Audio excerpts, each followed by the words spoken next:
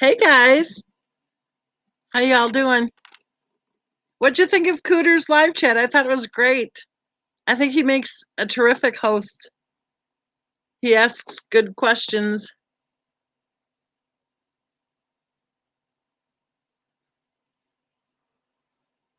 Hey Kathy Joe.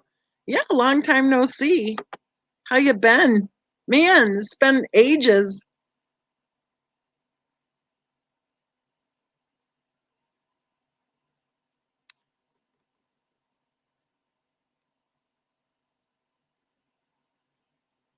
It was good. There were a couple of things, about the whole idea that Ronnie and Cindy need help or want help or whatever.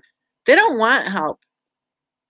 I was told by a person who was trying to help them fill out the paperwork for the victims fund or something, that all they needed was one signature, and they put in all this time and energy, and then when it came time for that one signature, they never followed through.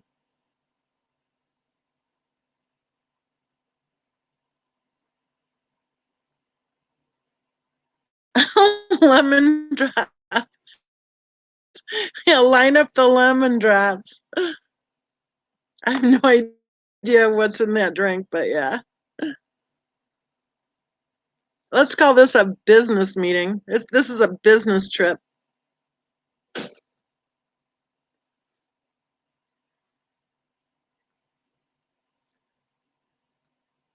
Well, I think, there comes a point where they have to, I don't know. I've told them for over 2 years that they should hire a lawyer. And every time Cindy said yes, she was going to, they never did.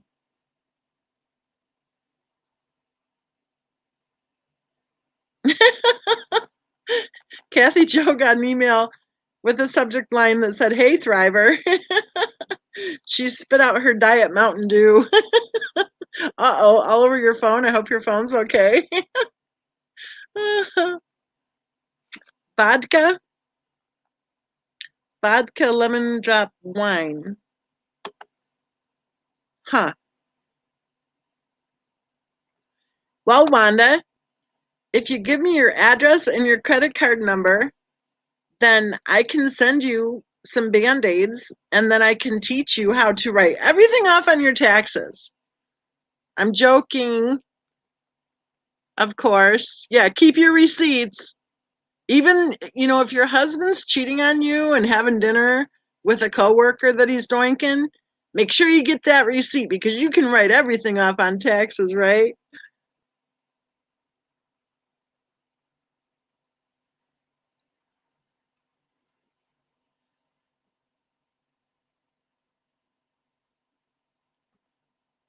Oh, we have a bartender here. There is a dry gin version as well. I knew it. Former bartender.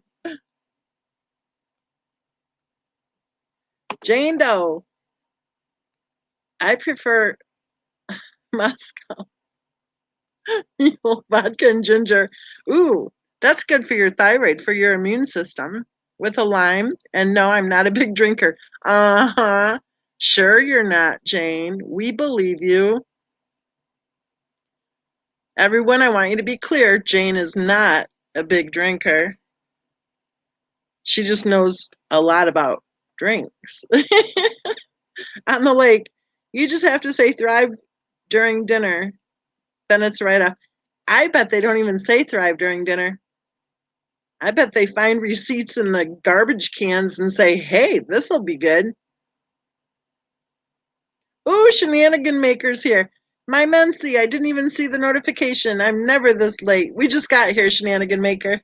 We were over in Cooter's live chat. Laney is a cider drinker.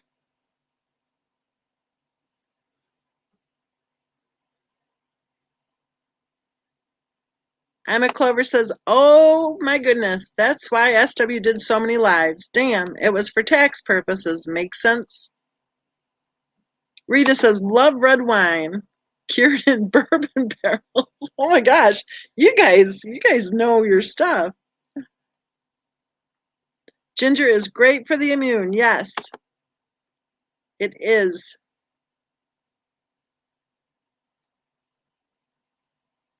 Shenanigan Maker is working 24/7. That's what lawyers do. Did you see Lainey's video? I think I did. Tell me what it was about.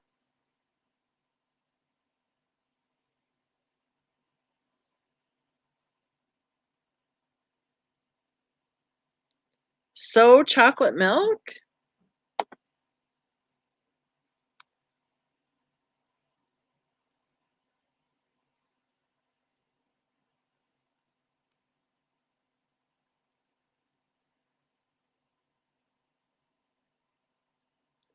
So, I found something interesting earlier. I commented on that Mark's video. He's saying how he was helping the Watts, and then, one day they wanted his help, and the next day they didn't. Right at that same time frame that he found them a lawyer who would help them pro bono, I was wasting a lot of my time talking with another high profile lawyer who was wasting a lot of his time reviewing a lot of the information on the case. And then poof, as soon as good news was coming down the pike, then all of a sudden they shifted gears and went with the circus, right? All of a sudden Shannon appeared, Kelly appeared, Kim appeared. So I commented and I basically reiterated what he said. I said, that could be me saying those same words. I quoted something that he said. And sure enough, guess what? Well, Mensa, nobody cares what you say. You're nuts. Well, Mensa, you're a victim basher. Well, Mensa, you're this. Well, Mensa, you're that. I said exactly the same words that Mark said. And for Mark, they're saying, oh, a man of integrity. Oh, thank you. What a good video. Blah, blah, blah. So he can say it and he's a man of integrity. I say exactly the same words and I'm nuts. So yeah, makes total sense.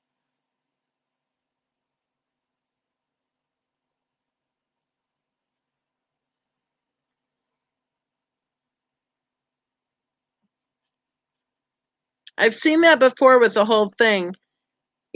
Let's pounce on Mensa, but let's be afraid of straight, right? Let's be afraid of set the record straight. When we get pissed at set the record straight, we'll just go pounce on Mensa. If Mark says something, oh yeah, what a man of integrity. If Mensa says the same thing, oh, she's just nuts.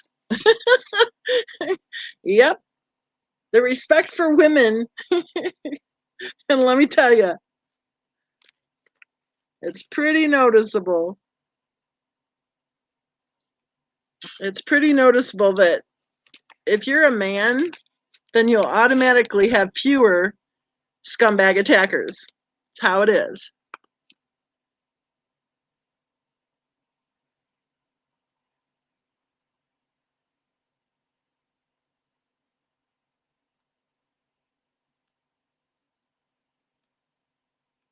Mary's excited to be at the after party. What are you drinking, Mary? We have an after party chock full of drunks right now. Even though they don't drink very often, they know a lot about booze.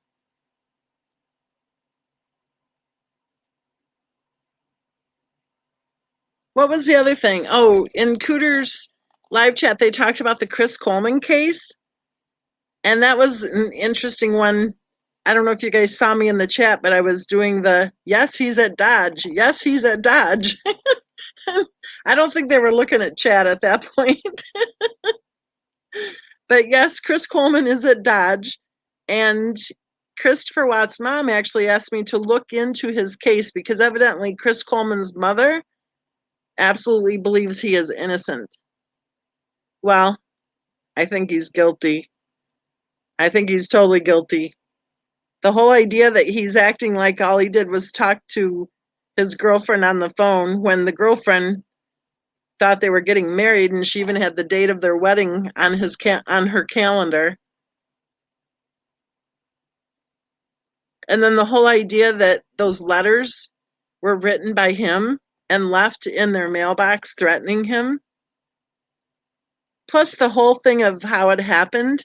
He supposedly left super early for the gym, and then when he on his way back, he called the house supposedly, and his wife didn't answer the phone. So then he calls his neighbor, who's a police officer, and he asks him to go check on his wife and kids.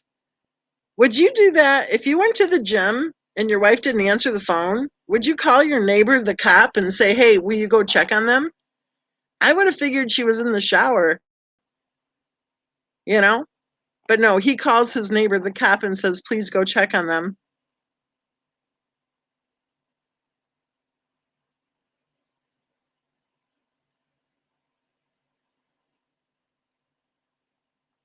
Lainey says, "I couldn't decide what to wear tonight. I've bought loads of outfits with money I don't have. I'm thinking maybe neon."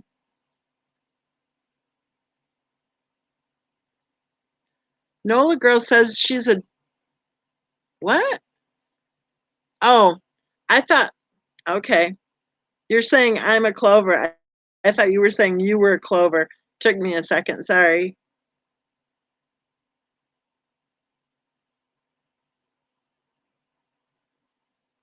So I think Chris Coleman is actually guilty.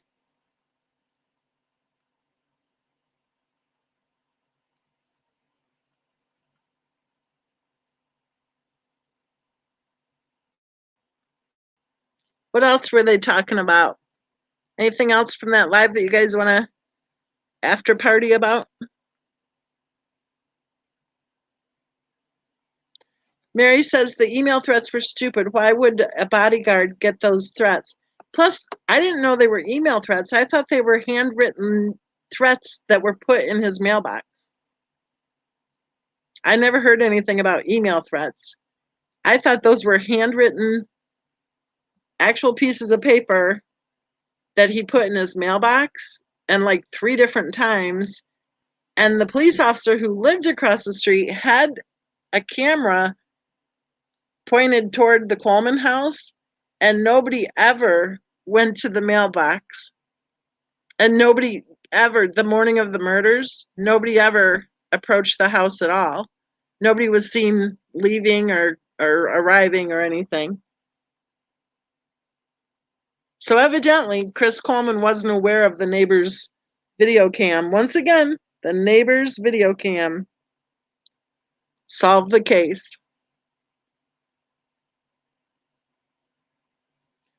Leo said, "Stop, Bert." What? What does that mean? Oh, there were emails too? I didn't know that, Mary. Okay.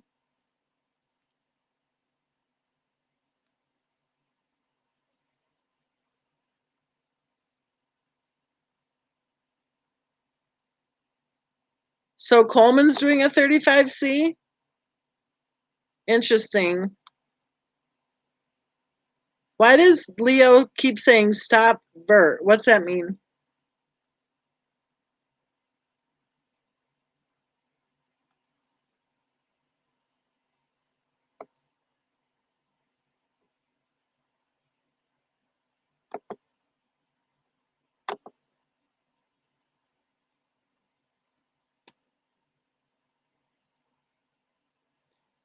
Emma Clover says, why did Nosy Nick recant his statement about fighting, or why did he say it in the first place?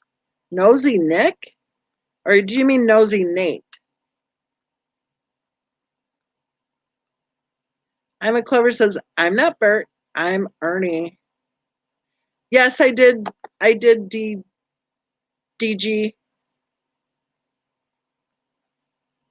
Why did he change his story? Like, why did he say that story in the first place, right? It makes you kind of wonder, doesn't it?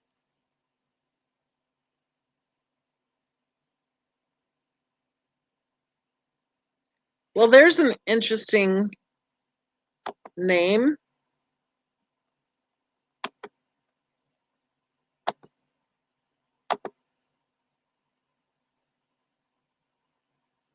I just blocked that one.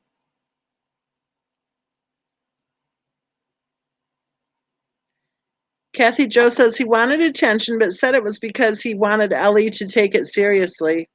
Oh, so lie to the police officer because you want him to take it seriously? You know, there are laws against that kind of thing, right? I would think. He's the one who also told the police officer that Christopher Watt's wife was diabetic. Emma Clover says there was a nosy Nick, too. That's what I was thinking when I read it. I thought, oh, interesting. And I don't believe you. I bet you're drunk. Yeah, DG, I went ahead and blocked it. That's pretty weird. My blocking, I'm getting a little more savvy about the blocking thing.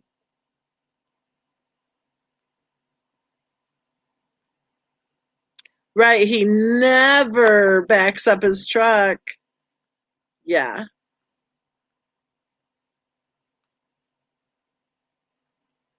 Nate wanted to be front and center. I like how you spell center. That's cool. He loves celebrity. He's still chasing it, is he? Exactly. Who told him? Who told him? Who said that to Nate before the police got there that she was diabetic? Coincidentally, exactly what NA said, right?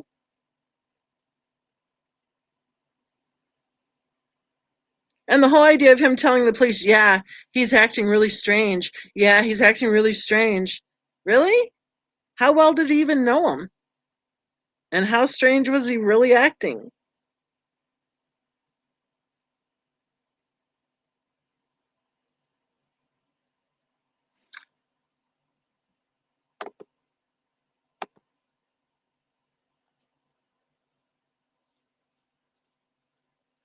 I just blocked another one.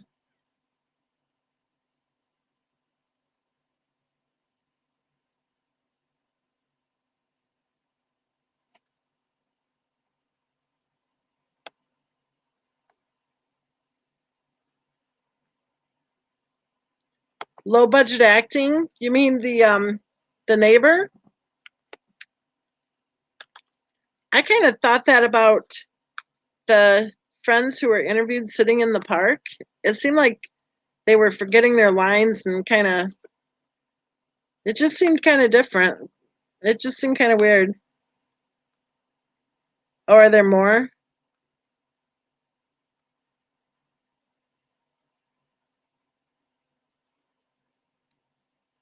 Yeah, definitely tell me if you guys see them. Irene said Betty and Nate have moved. I say good for them.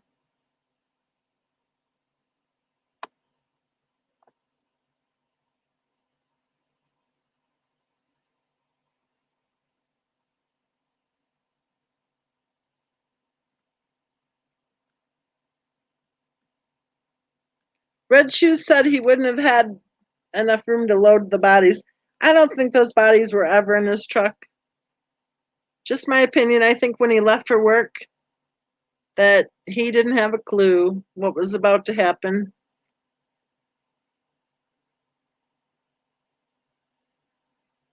Hi Danielle. I think that he was spoken with before the police got there, and I think he was told what to say. Yes, the Thayers. Yeah, to me that seemed just a little bit staged. Like it seemed like a couple of times that the husband forgot what he was supposed to say.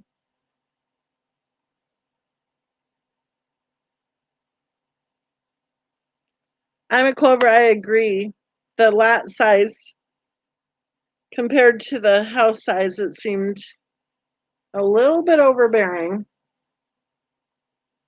Wanda says, I agree. The dogs never hit on the truck. Yeah, I don't think there were any bodies in the truck. Danielle says, and ugly.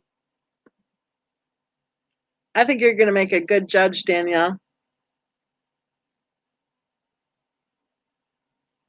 Well, there's something called the zero lot line, and that's where you basically don't have a yard. You know, look at how close those houses were next to each other. Shenanigan Maker said, I'm back.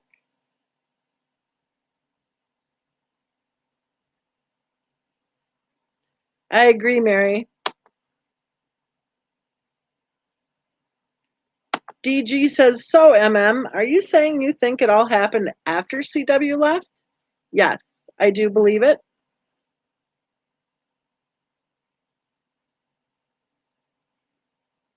It's my opinion that when he left for work, he had no clue there was anything wrong.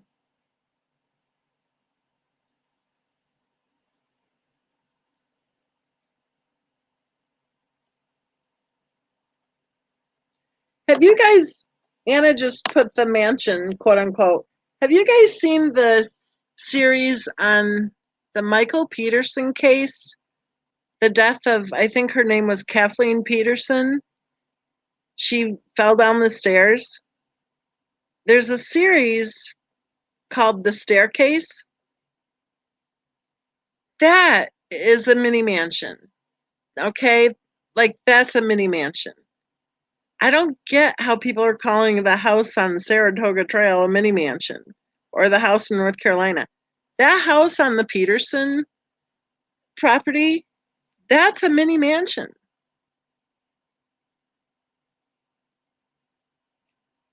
Which theory do you love the most, DG?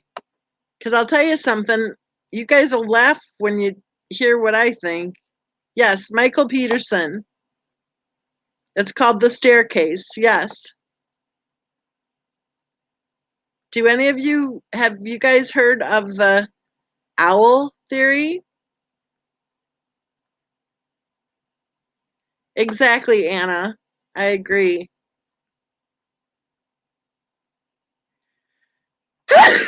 Oh, sorry.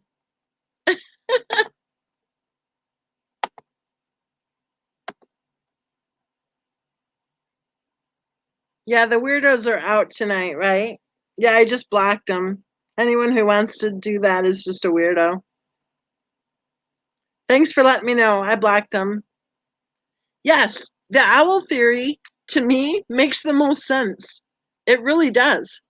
And unfortunately, I think, thank you, Shenanigan Maker. I appreciate that. I think that the fact that he was, I would say, I don't even know if I would call him bisexual, but the fact that he was having sex outside the marriage, I think that's really something that should not have been allowed at his trial. I really, I know that's a stretch, I guess, but I just think that the jurors really focused on that.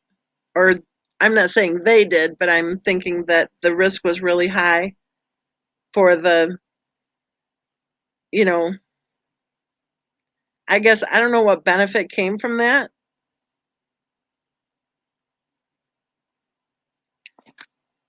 Mary says, really dumb trolls tonight. They're not even clever. It's probably one person keeps trying.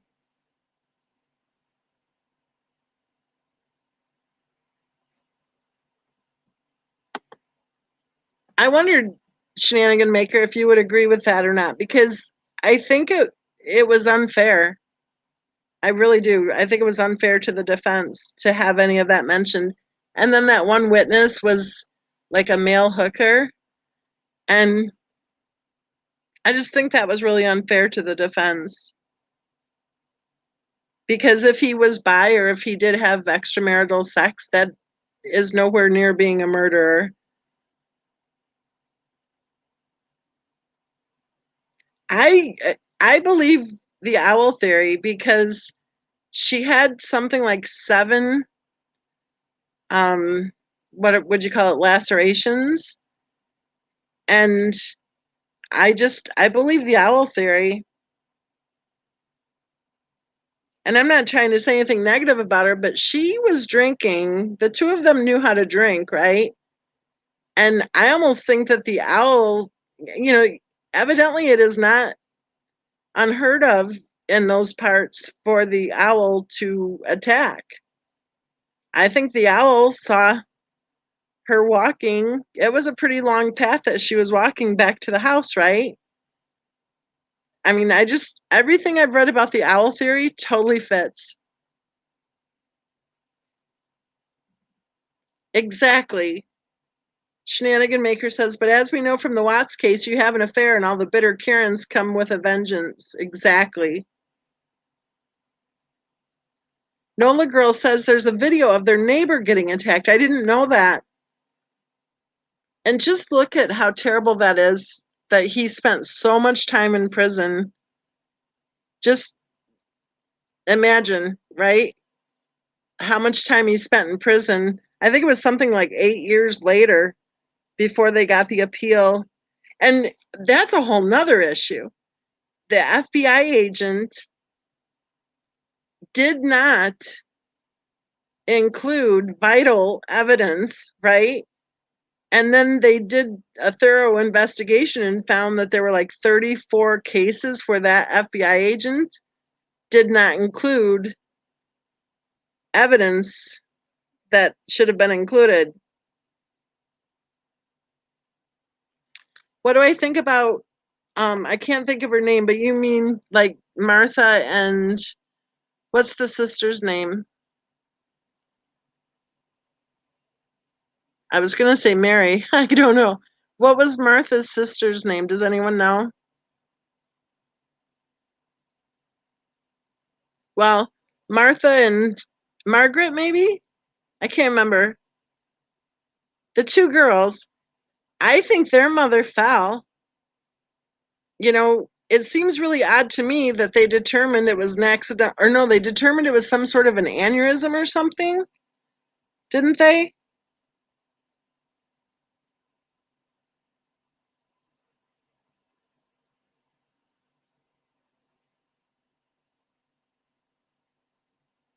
Sebastian says there's a really good book on the case. It covers a lot more than was presented in the documentary. I think I think Peterson was easy for people not to like him. Danielle says birds do attack. My husband's worker got chased by a turkey. I got attacked by a rooster when I was little. My sister said, okay, at the count of three, we're going to run. And she said, 1, 2, 3. And she took off running. And I stood there getting attacked by the rooster. That's the first time I ever saw my mother run because she came running out of the house. We were at one of my grandma's houses. My mother came running out of the house with a big broom in her hand, chasing after the rooster. And then I felt so bad because the neighbor, we were at, it was kind of like I would say like a smaller farm. The neighbor had a farm, obviously, because he had a rooster, and he killed the rooster like that day. And I remember when my grandma said that, well, she wasn't really my grandma, but she was, I had two older siblings. She was their grandma, and, but we called her grandma. She came right in and she's like, yep, he's killing the rooster. Yep, he's gonna kill that rooster. It did that before, but and I'm like, oh my gosh, he's murdering a rooster. Kathy Joe says geese chase me around the lake almost every day.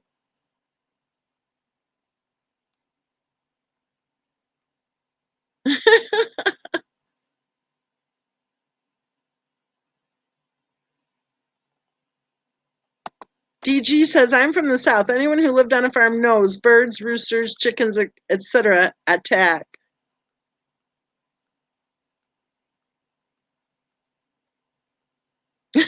Oh, ooh, Daisy Days. Attacked by seagulls, they're evil. And I had a bat fly into my hair and get stuck. Oh my goodness. Oh, that would be terrible.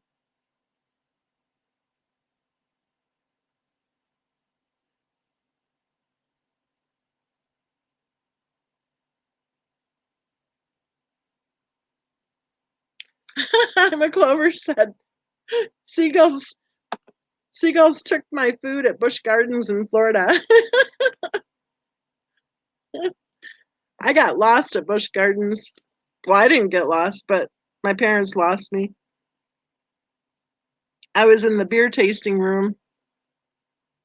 I wasn't tasting the beer, but I was watching people. Oh no. Red Raider had an owl swoop down. Ooh. Oh no. Ah, Kathy Jo says a seagull flew in the window of the car on the ferry after my French fries. Where I live, we have a lot of tourists, and they're always throwing French fries at the whatever all they are. The swans, actually. They're feeding swans French fries. Uh,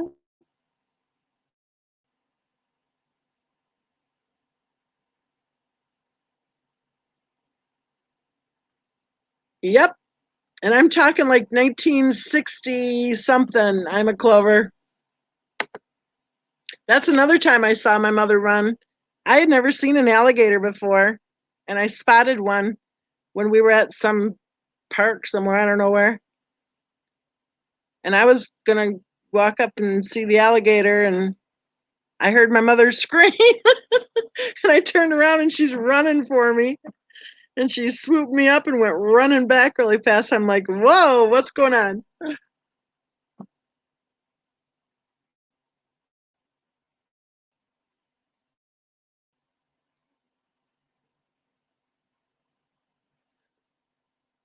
My grandparents would winter in Clearwater every year. My grandmother loved the Detroit Tigers. Yes, the beer exhibit at Busch Gardens was the best. Well, I don't know. I don't know. I remember the whatever kind of birds those are, where you could stand there and stick your arm out, and then they'd put a bird on your arm, and you could get your picture taken. I said no, thank you to that, but my older siblings all wanted to do that.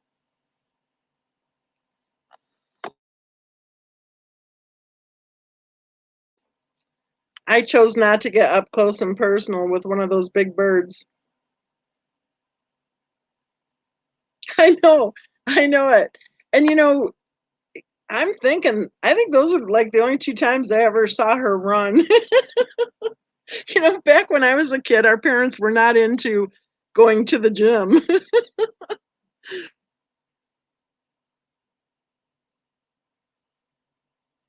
Ooh, Kathy Joe, I'll tell you, I would assume it. I would go ahead and automatically assume it. First time I went to South Florida, they told me that if a body of water was bigger than a mud puddle, assume there was an alligator in it.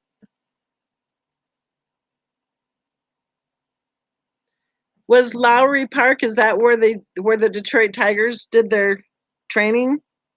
I have no idea. I'm just guessing. Oh, you guys are great. I love you guys. Wanda says we had a dog struck by lightning twice. Oh, I love it. I love his name. Oh my gosh, you guys are funny. Oh no, they had alligators on the interstate. Not good. Shenanigan maker, ridiculous. To establish probable cause, they have to be able to point out objective circumstances leading them to believe that a suspect committed a crime. That doesn't mean they committed a crime. What's ridiculous? Who's saying what? I'm out of the loop here. And probable cause is a pretty low bar. But I noticed that a lot of people in the true crime community think that if that's the charge, that's what he did.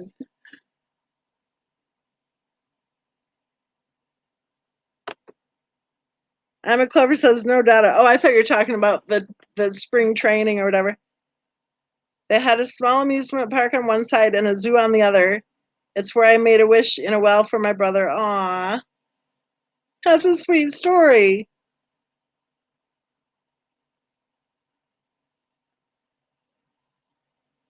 Okay, I'll read your prior comment, Shenanigan Maker.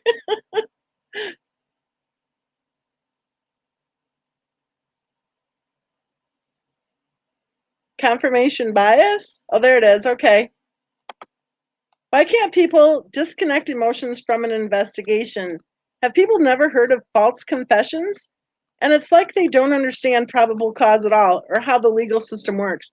Shenanigan maker, I think that people don't understand probable cause at all. And I think that people do not understand how the legal system works.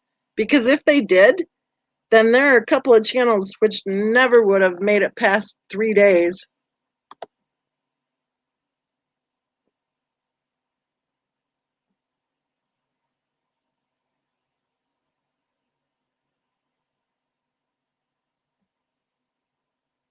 Somebody was a butthead and I don't know who.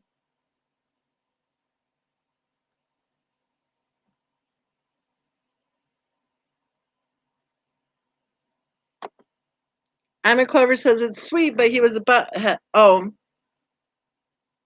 once he came out, not what I expected. Well, must be you weren't clear in your wish.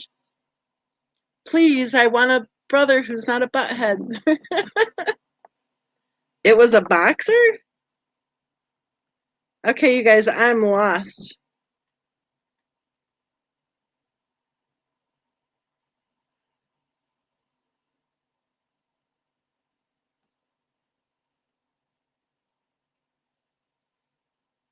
Lainey says, would you say false confessions are more to do with interview techniques?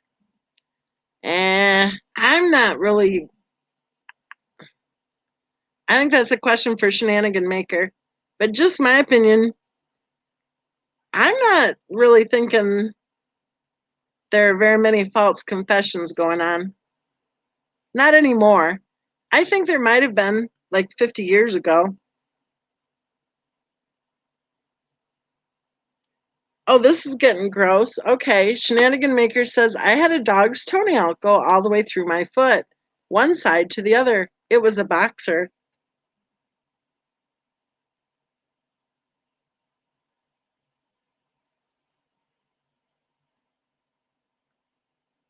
Yeah, I think you should have wished for a sister because they're usually not butt heads. Lavina says, never turn your back on a male animal. Nola Girl says, do you think Stacy Peterson will ever be found? Do you believe that she was murdered, Nola Girl?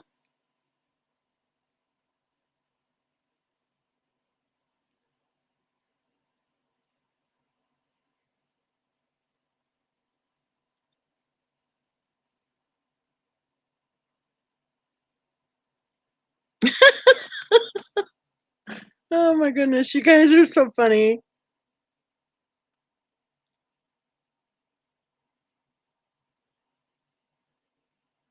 Shenanigan Maker says, I think it has to do with zeroing in on one person and building the case around that person and not looking at anyone else. Jane Doe says, my guess is that when Chris showed up at the house when NA and the cop were there, that at that point he still had no clue what was going on. How many of you all agree? I agree with you. Well, I disagree. I agree he knew that they were dead, but I would be willing to be open minded about that. Because I think he was at the job site. You know what? You might be right. Because I just don't have that much faith that he would be able to lie. I really don't. And I know that sounds like over the top silly, but I'm serious. I think he was very regimented. I think the reason he did well with the NASCAR training and everything is because he could probably do numbers in his head. He could probably do anything mechanical. I don't think lying was in his it wouldn't be the quiver. What would it be? You know what I'm saying? In his tool chest, okay? I don't think lying was one of his things. So, I could I could be open-minded and try to consider that theory that he didn't know until he got back.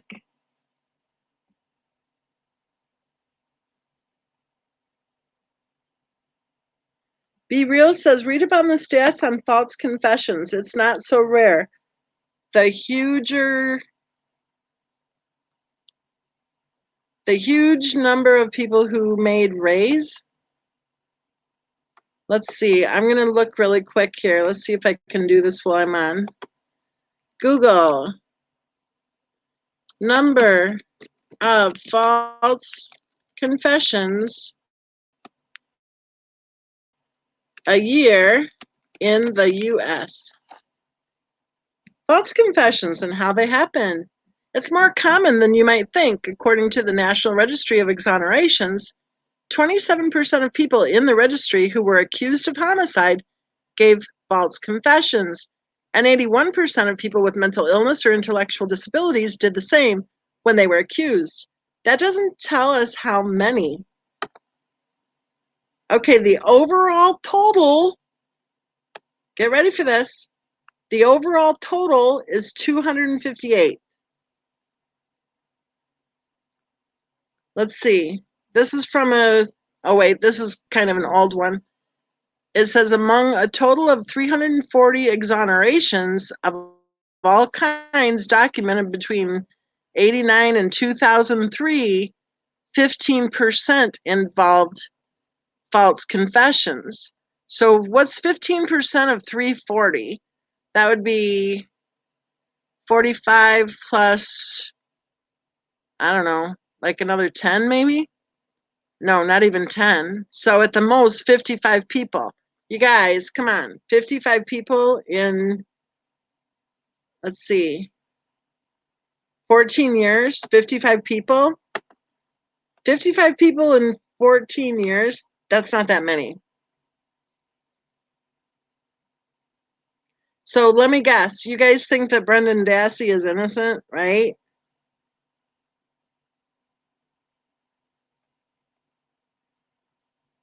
Danielle says, I think he went to work not knowing what happened at 5:30 a.m. NA came over or was in the basement and made the plan with SR.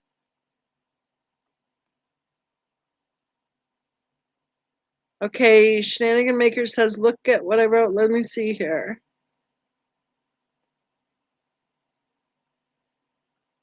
Right, so 15%. Oh wow, you put in there what I was reading. I Googled it. Okay, so right, 15% of 340. So that would be 15, 15, and 15, right? 45 plus one and a half, one and a half. So there's 3, 6. So that would be 51 cases in 14 years. That's not that many, you guys. That's not that many. That's true. That's only the Innocence Project. That's true. That's a good point. So let's say there's 10 times that many. So there might be 510 cases in 14 years, which we know that's really stretching it, okay? Per year? Yeah, that's not that many. When you consider how many cases there are, that's not that many. I do think, however, that there are a lot of people pleading guilty to crimes they did not commit because they're afraid to go to trial. I think that's like probably something to really discuss more so. But tell me, do you guys think that Brendan Dassey is innocent? Kay Cooper wants to know who believes in the death penalty.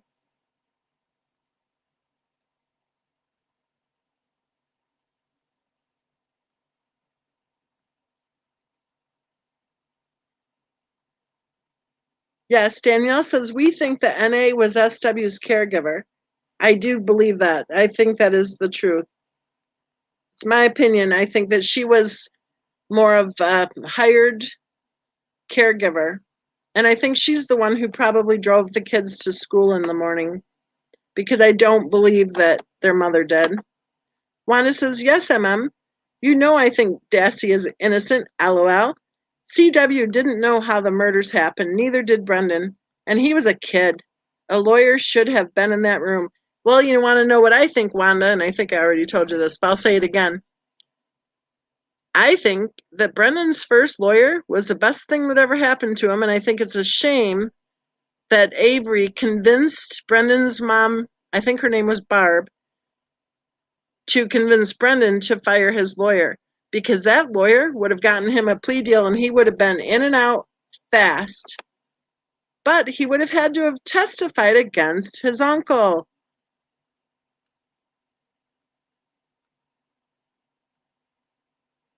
Jane Doe says, I believe in the death penalty. Our system needs major refinement, though. I don't like the death penalty at all. Not at all. Nola Girl says, life in prison is way worse. Shenanigan Maker says, Barb was a hoot. I loved it when she got, well, it's not nice to say this, but I mean, I'm not saying like I loved it that she was so angry, but I loved how she was so verbal. I think it was after he was convicted and she went charging out of the courthouse and she was like, rah, rah, rah, rah, rah. And oh my gosh, that woman, she's very tiny, a tiny little thing, but boy, could she ever tell the world what she thought. I'm with you, Lainey. I just don't think it's okay. I don't like the death penalty. I'm like, I guess I'm okay with the state's right to decide for themselves, for the citizens of the state to decide for themselves whether or not they believe in the death penalty, but I don't believe in the death penalty. I don't even think Darla Routier should be put to death. She's been on death row since, I think it was the first week in February of 1997, and I don't think she should be put to death either.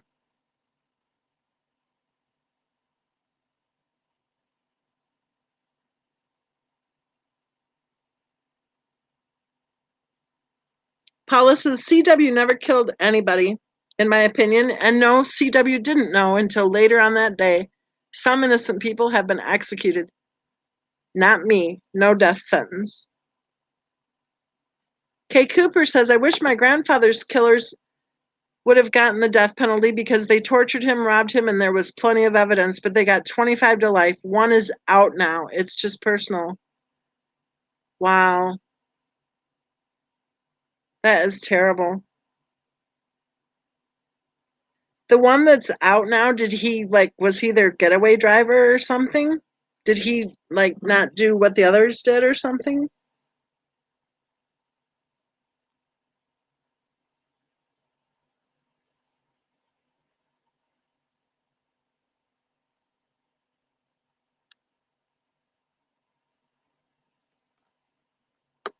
Nola says one man, Darlie R.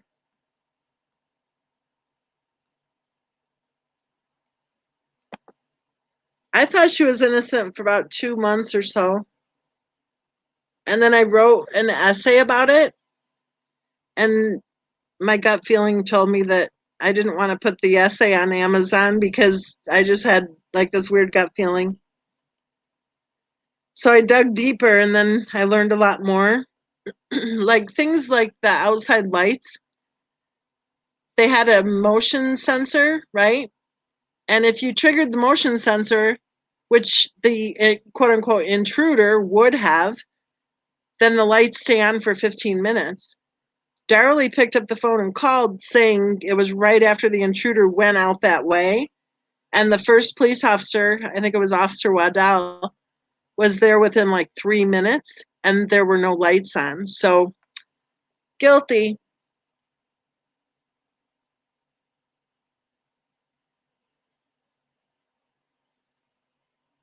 Everybody's agreeing with Danielle, and I don't know what they're agreeing with, but I do agree that if Danielle says something, I would probably agree with it too. Eileen Wuornos, I do not believe she should have been put to death at all. When you learn about her childhood and you learn about what she had gone through in that first, um, well, I don't know, because at some point she said that she made that stuff up, but I don't know. I think her entire life was tragic, and I think society failed Eileen Wuornos. Oh my gosh. Oh, I'm so sorry, Kay Cooper.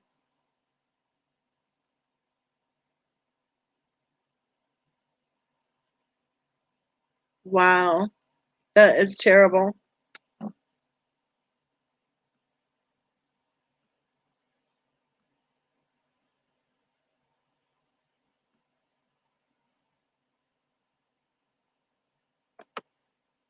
I think it's kind of weird,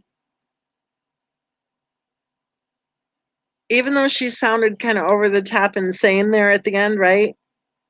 I think that I just think it's kind of weird because she just, I don't know, her whole life, like, I think other people need to be in jail for what she went through.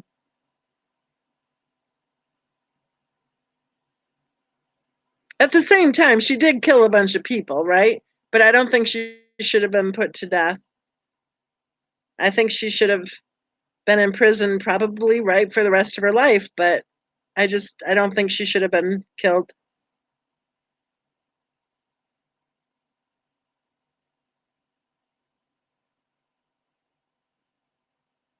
So, are there any other people here who believe that an owl may have attacked Kathleen Peterson?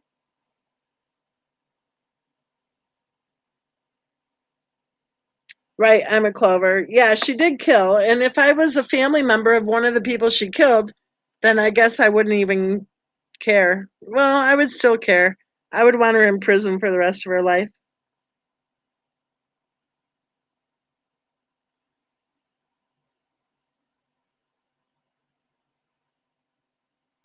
Kathy Jo says, I'm open to the owl theory. I actually do think they had a good marriage. I do. Did the daughters, the adopted daughters, did they seem kind of like they were trying to pretend like they were really super classy or something? Did anyone else get that vibe? Not when they were older, but when they were younger. Did you get that vibe that they were trying to act like they were classy? And then in one interview, they're like, well, mom and dad and mom and dad. And the interviewer was like, do you mean your birth mom? Or the interviewer was really confused. Danielle says, if the lady was drunk, yeah, maybe. Maybe the owl, because he said they had 2 bottles of wine that night. Maybe the owl like picked up the scent of some kind of really nice red wine or something. I don't know. Red Raider says, what about the sock in the Darlie Routier case? Well, somebody put it out there, and whoever put it out there evidently knew how to avoid the motion sensors in the backyard. I think there was a second knife, Red Raider. I think that she possibly had help with somebody trying to stage the scene, and that when that person was taking a knife out there, because there was a storm drain there, I think they dropped the knife down the storm drain and didn't realize that the sock was on the ground. Because that sock was evidence against her. It had, I think, her blood and the boy's blood on the outside, right? Or did it just have the boy's blood on the outside? I can't remember. And then it had her DNA on the inside.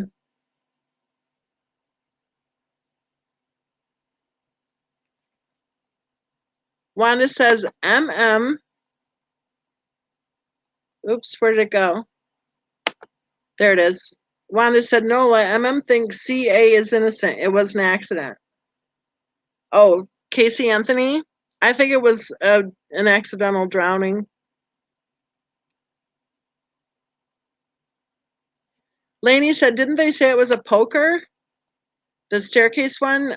Yes. They had a fireplace poker, and that's what they said, but I don't think it was. Didn't one of the sons find that in the garage and it had a bunch of dust on it? Red Raider says, I always thought the husband Darren helped her. I think that he was absolutely shocked when he came downstairs.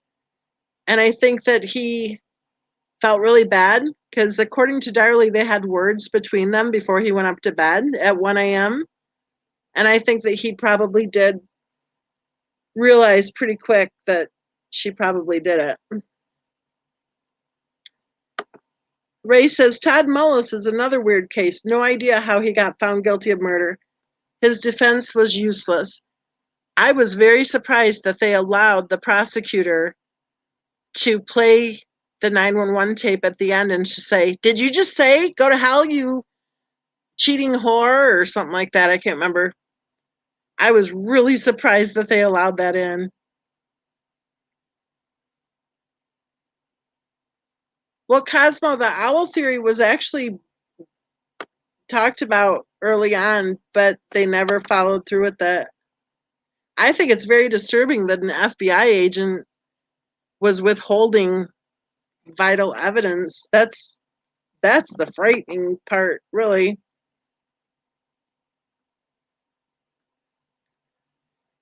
Todd Mullis is trying to get a new trial. Yes, he is. I think Todd Mullis is innocent for sure.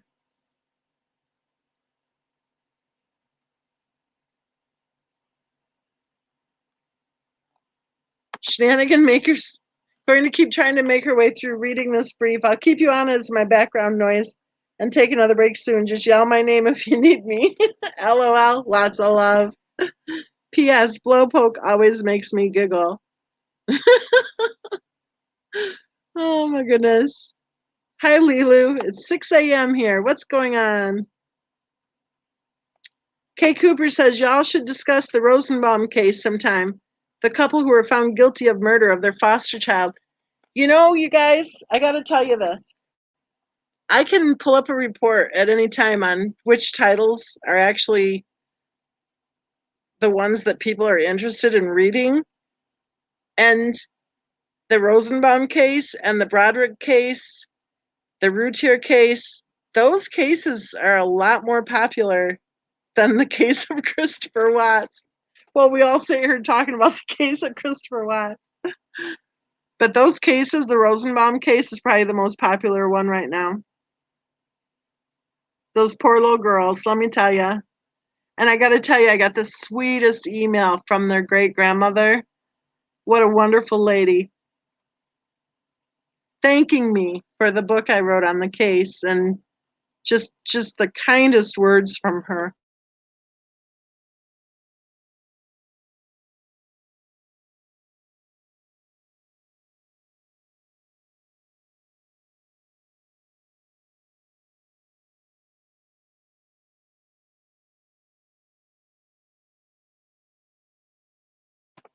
I don't know why my microphone just muted.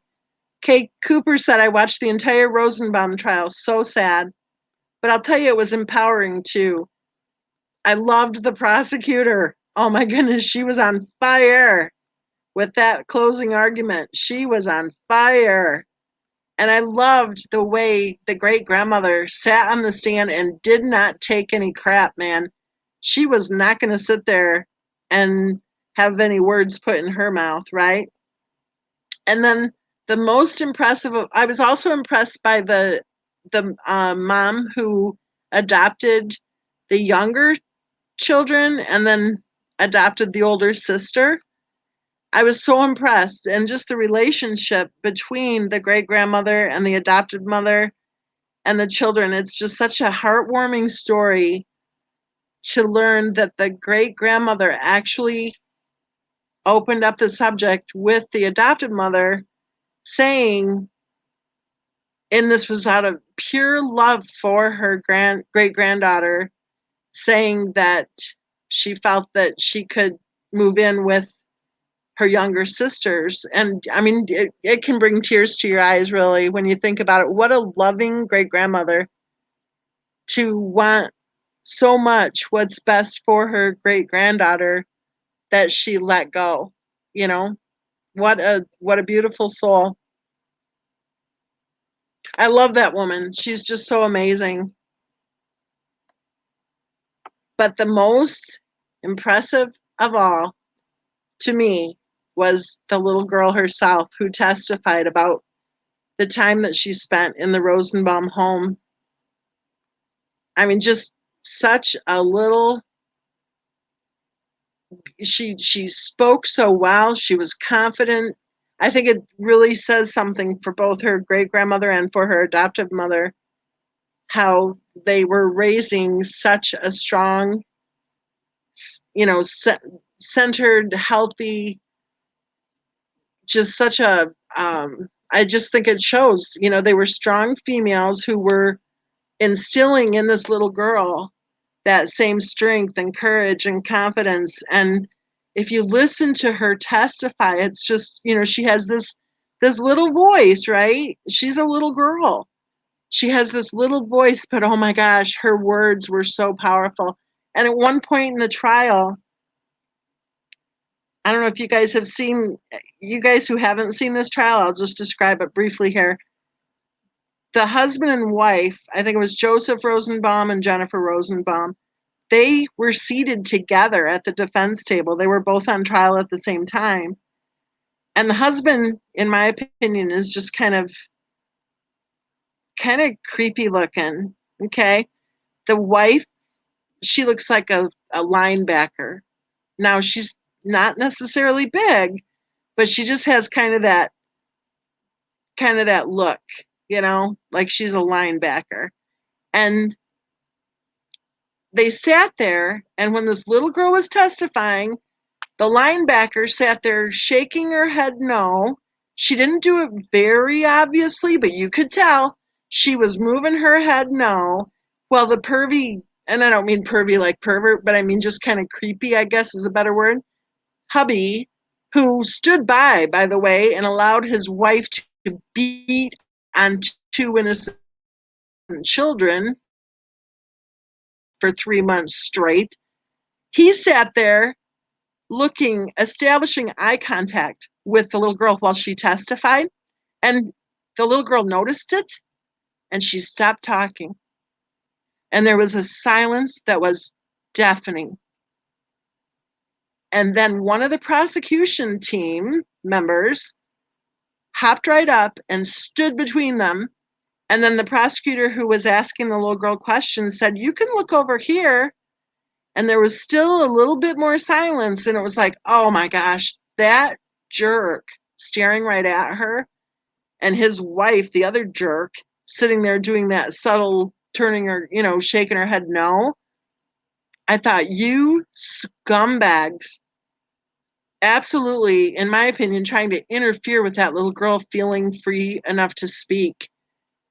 At first I thought, why did this court allow this? Why didn't the court allow the child to testify remotely, okay, to protect the little girl?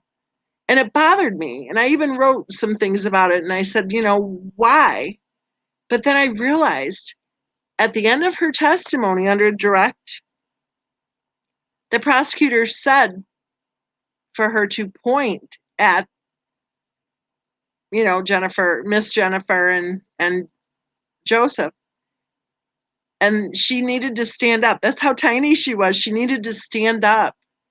And she stood up and she pointed. And I thought, as much as I don't like it that she was subjected to even having to be in the same room with the scumbags who murdered her little sister and who beat on her and broke her bones and gave her black eyes and made her eat food that she had vomited, made her eat the vomit. Okay, these people are not nice people, okay? And it bothered me that she had to even be in the same building with them, let alone sit there and tell about everything that happened right in front of them, right? But when she stood up and pointed at them, I thought, you know what? That's probably a good thing. Because not only did she speak clearly about everything that they did, but then she pointed right at them. And that's probably, all in all, like an empowering moment for her, for her the rest of her life, right? Because she stood up and she pointed right at him.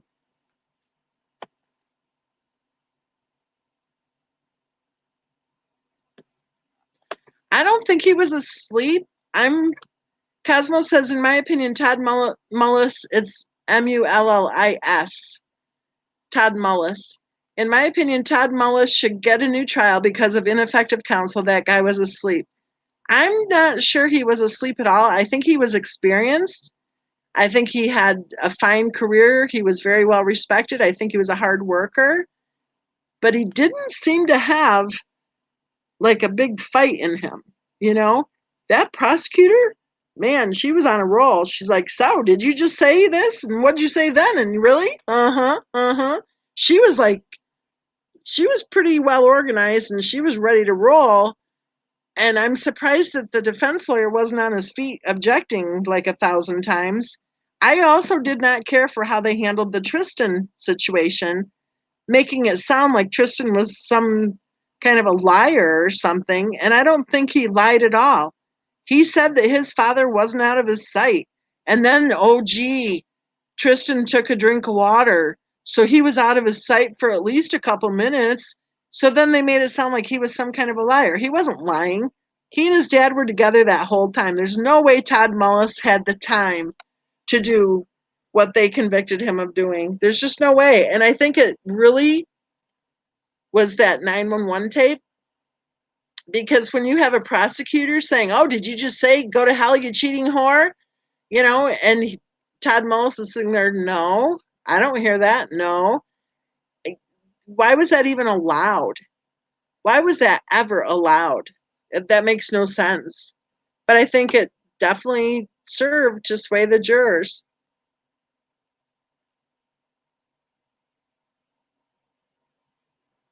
Well, Paula says some kids have been tortured to death. It's sick.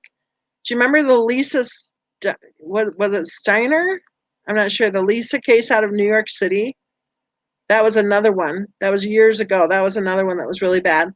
But that Rosenbaum case, that little girl had broken bones. Both little girls had broken bones, like multiple broken bones.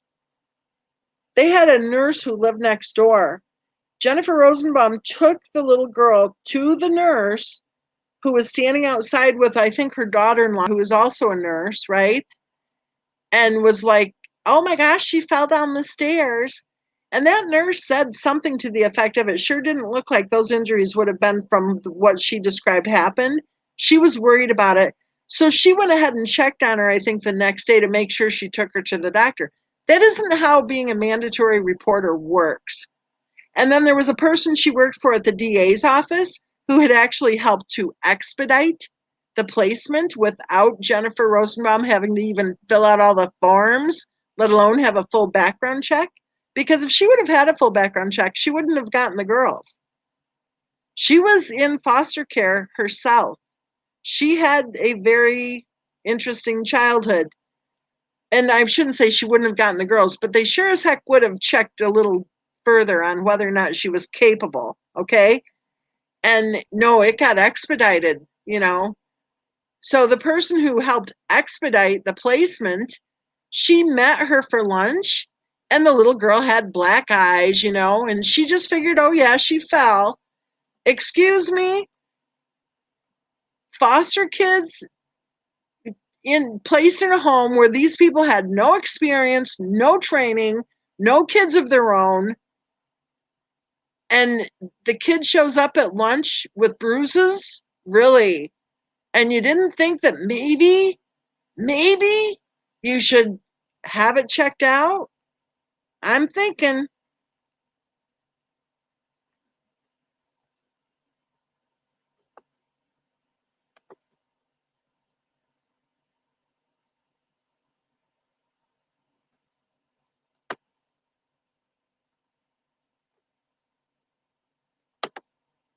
Jane Doe says there were 2 cases of parents murdering their children within the same year in Spokane Valley. I was living there at the time, too close for comfort.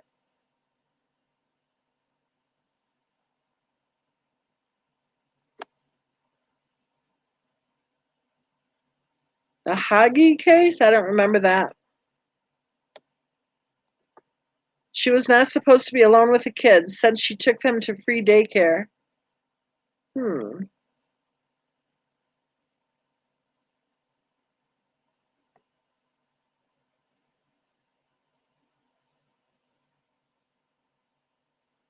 Wanda says, I'm going over the Ezra case right now. So sad. Another case of mental instability and missing the signs. That case to me is just creepy. I can't stand listening to her testify. She acts so arrogant.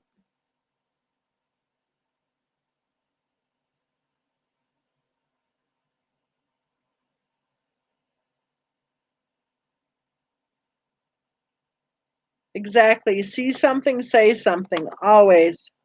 Especially if you're the person who expedited the placement, then take some responsibility there.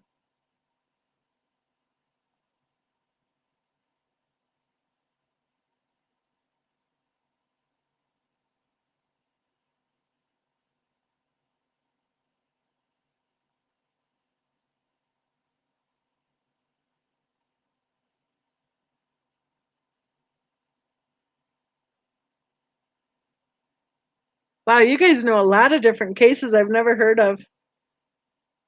Kay Cooper says, I think that little girl testifying gave her a voice and her strength back. I agree with you. Exactly. Very mature beyond her years. And I know people on social media, a lot of them were saying how they didn't like the defense lawyer. They were saying a lot of mean things about the defense lawyer. I actually thought the defense lawyer did a really good job.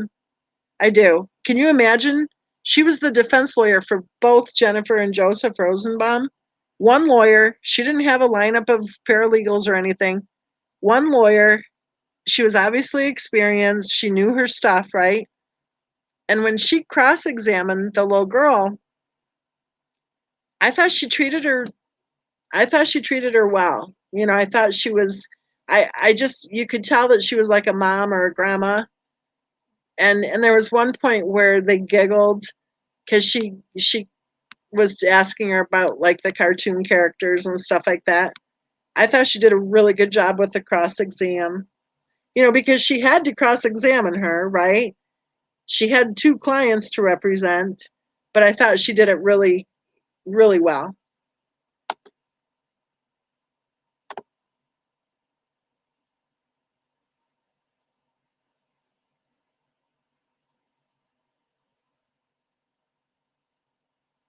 Right. I deleted that one. If I miss any though, just holler. Donald Hardung. Refresh my memory, Cosmo. Which one is that?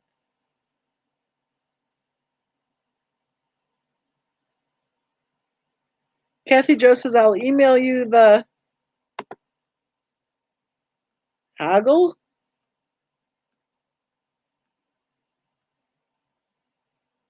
Oh, so the parents didn't think there was a problem? Oh,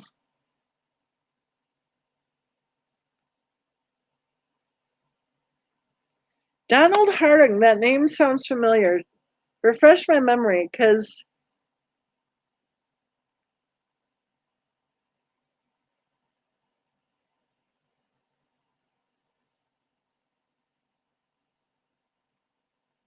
that one sounds familiar.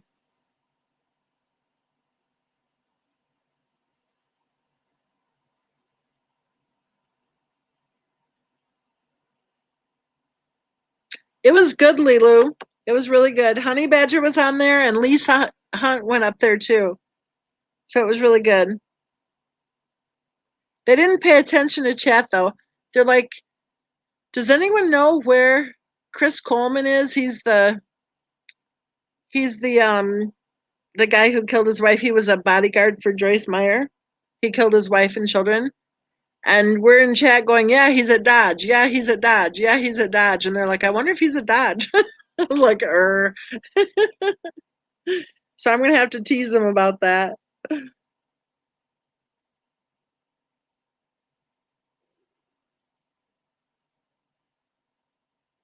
It was fun for me to be in chat. I really liked it. They kept dropping the link, and I kept thinking, well, maybe I'll hop on just for a minute and say this or say that. And then I'm like, you know what? I like being in chat. It was fun. It's totally different to just be in chat and to be able to, you know, chat with each other.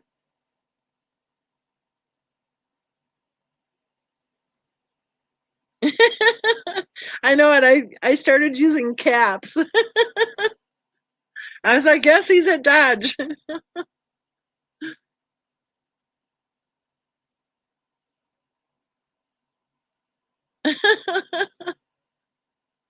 I know it, but they ignored me.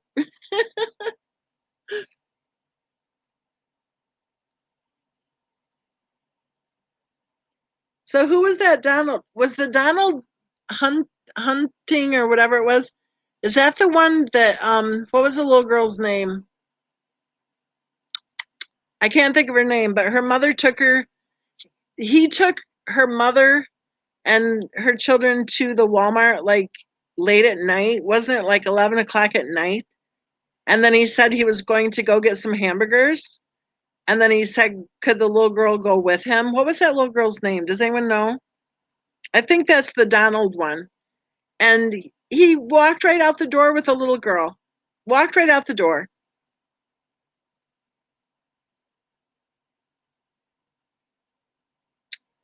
Lilu said, did you guys see the clickbait? I don't know what you mean. The with honey badger part? Yeah, I like Cooter's channel too, Private Pirate. I like the way he asks questions and keeps the discussion going. He was reading the whole thing about the Chris Coleman case, so that was kind of like, okay, hurry up, hurry up. Read chat, read chat. But he seems really nice and really patient. Yeah, Joyce Myers was the employer for Chris Coleman. He was one of her bodyguards.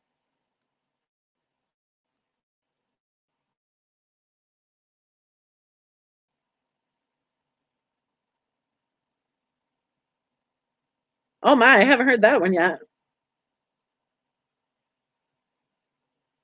What was that little girl's name?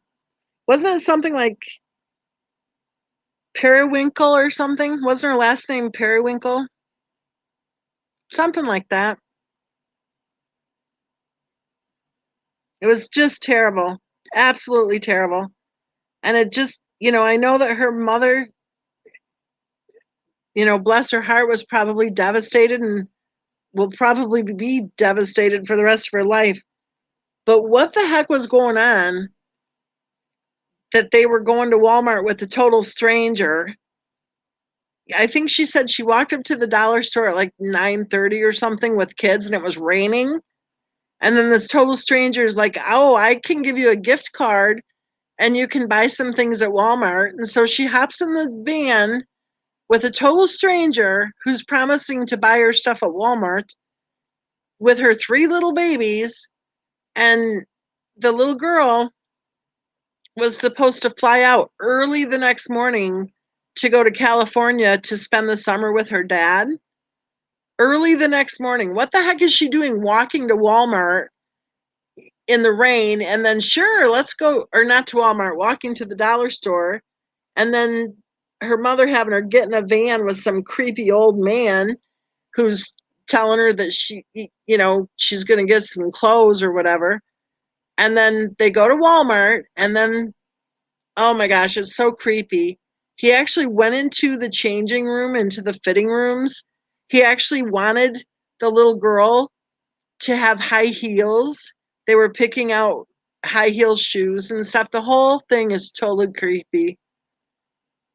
That little girl should have been in bed like 4 hours earlier. And I don't think they had dinner yet either. I think it was like almost 11 o'clock when the girls were hungry, the kids were hungry. And so he goes, well, I'll go get some hamburgers. And then he said he would take the little girl with him. And the mom said, okay. And the Walmart surveillance video shows him and the little girl walking right out of the store to the van.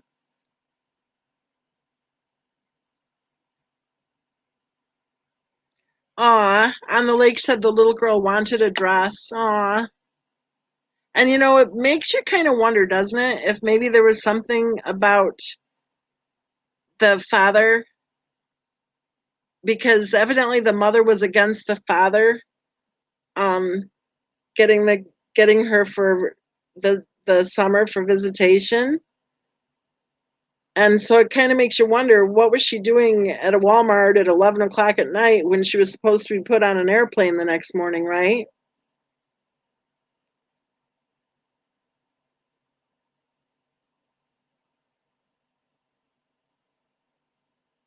Lilu, I don't know what you're talking about. Lilu says, I don't believe any of it. I think it was kind of crappy thing to have done. It wasn't necessary, in my opinion, and everyone is praising the dude for it. Wow, definitely never a dull moment. What are you talking about?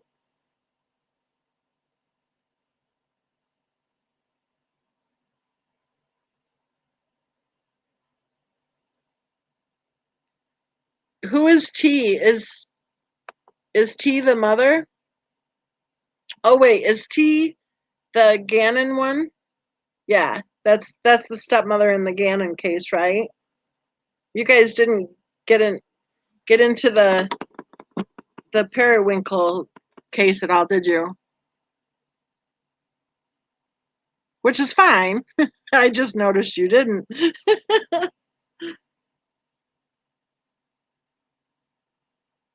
Oh, Mark's video? The investigator? Yeah, I don't know. I don't know what I think.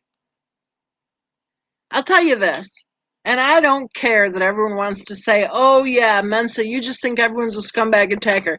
Not everyone, only the scumbag attackers.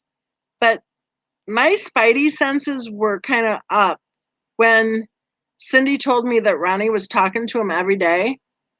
That I thought, every day? Really? Because even Cindy and I didn't talk anything close to that, right? And we're both big talkers. And I always kind of thought Ronnie was like a man of few words, right? And he's talking to this guy every single day. And then that thing with the leaked Zoom call, my spidey senses were kind of up on that. And then he appeared on AD's channel, and just my opinion, but if someone's appearing on AD's channel, then my spidey senses are going to go up. And nothing against anyone who wants to appear on there, but it just kind of makes me go, right?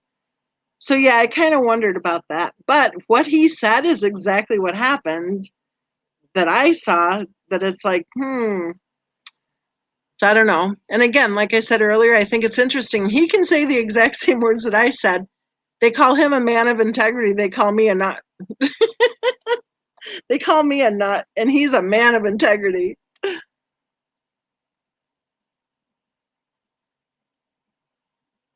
I deleted it, Lilu, because some of the known scumbag attackers, one being that Betsy B, who's been running around for 2.5 years posting libelous, defamatory crap, she hopped on there, and I started to reply to her, and I thought, you know what? I do have this um, threshold, I guess, for her weirdness, that I thought she is so not worth my time. And I had stuff I had to do. I took off, and I just thought, and when I came back, there was one message after another that I'm like, you know what? I am not going to have these scumbags lining up. And here's another thing. You know, that investigator's such a man of integrity, right? Which I can only assume he is. But if there's people getting attacked on my channel, on my comment threads on my channel, if someone's, I mean, it's a daily thing that people are going, oh, yeah, you're stupid to think that, or oh, yeah, you're just this, you're just that. I don't allow it. That's what people with integrity do. They look at the comments and go, I'm not going to have people getting called crap. Did he do anything at all about those comments? No. So I just thought, you know what? I am going to one day soon learn my lesson, because I keep learning the same lesson, right? Not to put a comment. I actually thought the video was a good one, right? And I said so. But yeah, there's Miss Mensa. Time to pile on, because we're a bunch of psycho nutcases with nothing better to do with our lives than chase Miss Mensa around and try to treat her like shit, because we're afraid to set the record straight, and we're afraid of Mark Gillespie. But boy, we can pound on Miss Mensa for a while. That'll be fun. You know what I think? I think the scumbag attackers actually have issues with their grandmother. I think they feel abandoned by their grandmother or something, or they have some kind of issue. Like maybe their grandmother made them eat, you know, clean their plates, or maybe made them eat something they didn't want to eat. Like maybe had them eat their vegetables or something, and they're still pissed about it.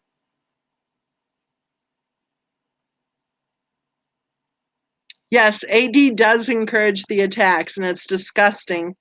He sits there whining and whining and whining while he sits there going, well, I don't know why people are attacking me. I'm not like Miss Mensa. And then all those little weirdo minions come over and start trying to attack me because, the guy who they dream of being their, what was that song? That he can be their man or something? Because he basically told him to.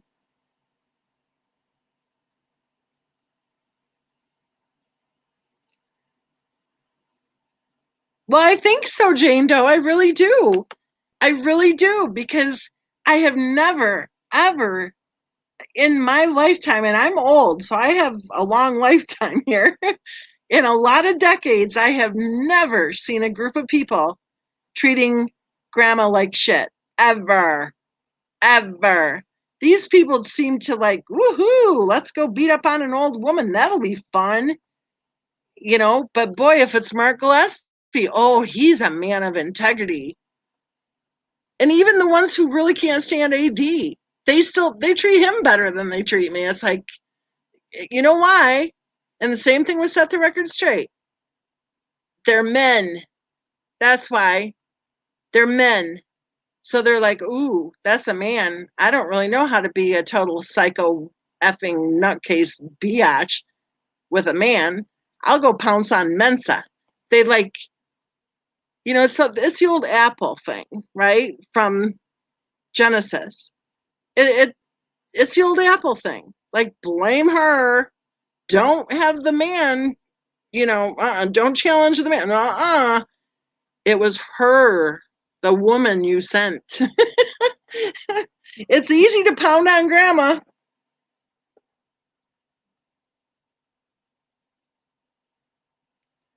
Oh, she's more than a bully, Lilu. She's more than a bully.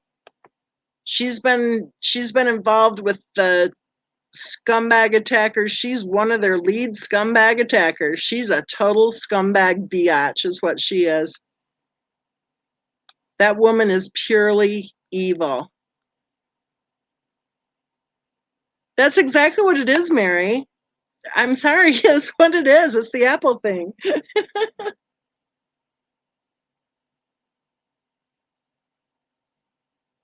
The funny thing is, well, they're afraid of men. They're afraid to speak up to men, right? So they take all their anger toward them and direct it toward me. The fact that they're like so obvious, it's just like they cannot take on a man. They can't. All they can do, I mean, seriously, if you don't want to have a scumbag attacker like that Betsy biatch, if you don't want her chasing you around, posting her smack, just make a profile and say you're a man. Total difference. There's a total difference in how you're treated. An absolute difference in how you're treated. Because these women who want to run around acting like they're all boss, right? Don't even know how to talk to a man. They don't even know how. They use their little girl voices. They do their little hee routine. They don't know how to have a discussion with a man. So, of course, when they're going to do their mean girl crap, because none of them had probably even finished high school, or if they did, they didn't have any friends, then they're going after the women. And hey, I guess, if they're still mad at grandma for making them eat their vegetables, then they're going to go after the old woman. Scumbags.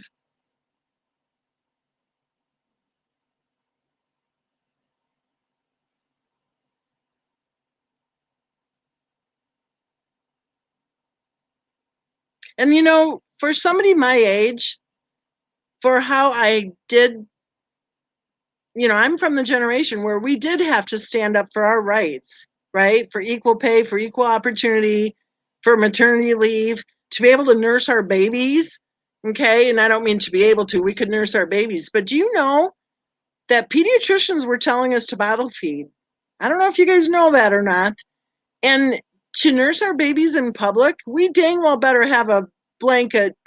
We dang well better have a frickin' portable tent, because it isn't like it is now, where you can go ahead and feed your babies in public and everyone goes, oh, isn't that just such a lovely mommy and baby moment, okay? No. It used to be, oh, she's showing her breasts. So all of the stuff like that I've witnessed with my own eyes, okay? And how hard we tried. And remember, we had to stand up for other women. We had to really encourage other women and support other women. And there was an old saying that a woman had to do the job twice as good as the man in order to be able to even have the job. And we knew we were going to be getting paid less.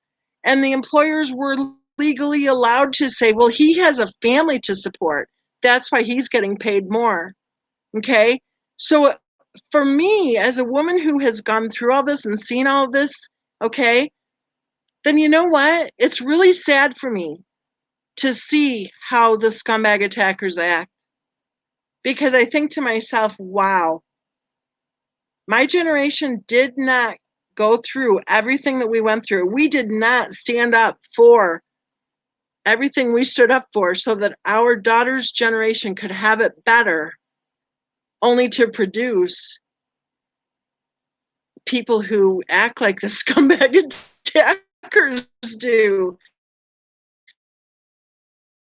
Like, time for retraining. I'm sorry. And I would say start with kindergarten.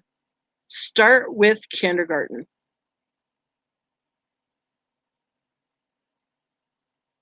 That's sweet, Kay Cooper. You are welcome. And I'll tell you something, when I see things like right back at the case of Christopher Watts, and I see people calling Christopher Watts' wife strong and assertive, and I see them calling Christopher Watts a PUSSY, this is not what my generation fought so hard for women to be abusive toward their husbands and then to be applauded for being strong. That is not strong. In my opinion, she was a total abuser. And it's disgusting to me that if she were a man acting the way she acted, oh, you bet that the scumbag attackers would be going, oh, he's an abuser, bastard, deserved what he got. They'd be saying that loud and clear. But she's a woman, so she's suddenly the victim. She's suddenly the wonderful, perfect, hardworking, successful, right? Really? No, that isn't right. There's something very wrong with this case. And there's something very wrong when this happens to be the only channel that is focused on Bella and Cece. Bella and Cece deserved to be safe in their own home. And their mother went public with how she mistreated them. Public. They deserved to be safe in their own home. Who failed those children? Who failed them? How many people failed them? Line up, people. Line up. And while all these scumbags want to pretend that MK had anything to do with anything, what they're doing is they're saying, let's just everybody look over here and we'll just pretend the abuse away. Well, maybe if people wouldn't have pretended the abuse away when Bella and Cece were alive, then maybe Bella and Cece would still be alive. Just my opinion.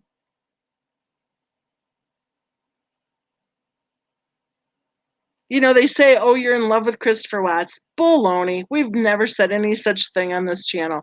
They say, oh, you're just jealous of Shanann. Jealous of what?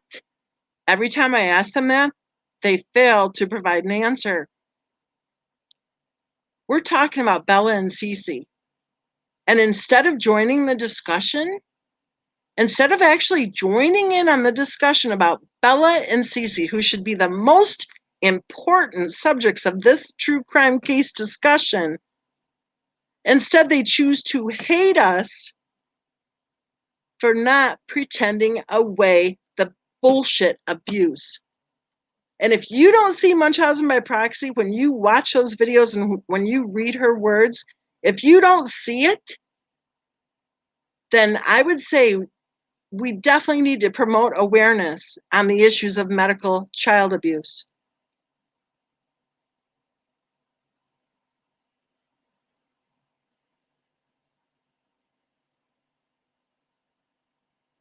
Oh, AD's calling us the craze?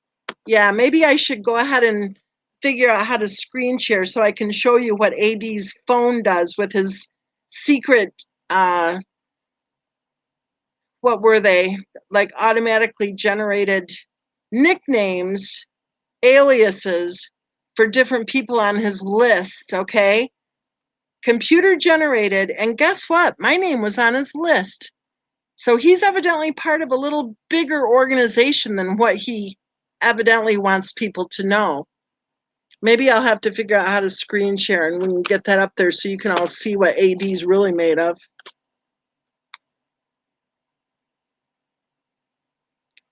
Which would explain why he's trying to say that we're cray. Obviously, you don't want people to think that you're, little secrets there of how you're running your organization might be found out. He knows damn well that his phone accidentally sent me that information. Kay Cooper says, they attack you because they are scared of you and all of us. I think they are definitely not okay with anybody who they perceive may discover the truth. Paula says if AD would watch her videos, he would know instead his team does his work and tells him what to say. SW abused her kids and her friends and family know. Sebastian says they attack because is over the bullseye. Here's the thing though, they were attacking me before I had even heard of this case. So I think, quite frankly, I think because I've written so many different books on mothers who murder their children, I think that they zeroed in. Because remember, they picked 10 of us at first that I'm aware of. They were attacking us before I had even heard of this case. 2, 3, I think it was 2 of the others were also authors. They selected very carefully. One was a PhD psychologist. Okay. They selected people very carefully who they were attacking.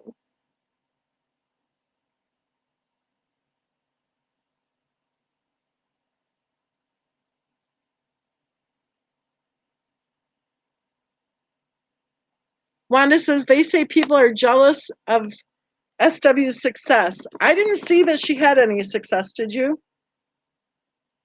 Wanda Rose continues, okay, headed for divorce, bankruptcy number 2, 27,000 of MLM crap in the basement, can't qualify for a car lease, pulling kids out of daycare, pregnant and miserable. Yep, we're all jealous of that for sure.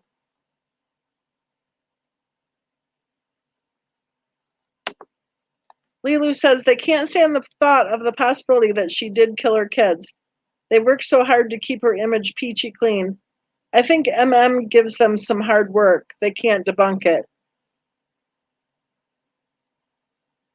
You guys have no clue how many of them there have been in the last 2.5 years. Lainey, are you sure you're not in love with CW? Lainey says, I am not in love with CW. Yeah, I got a text message one time from some scumbag attacker idiot who said, and this was probably within 3, 4, 5 weeks of the tragedy happening, a text message. You know why they do that, right? Because they want you to know that they know everything about you because they know your cell phone number. And the text message was some kind of BS, that you're not his type.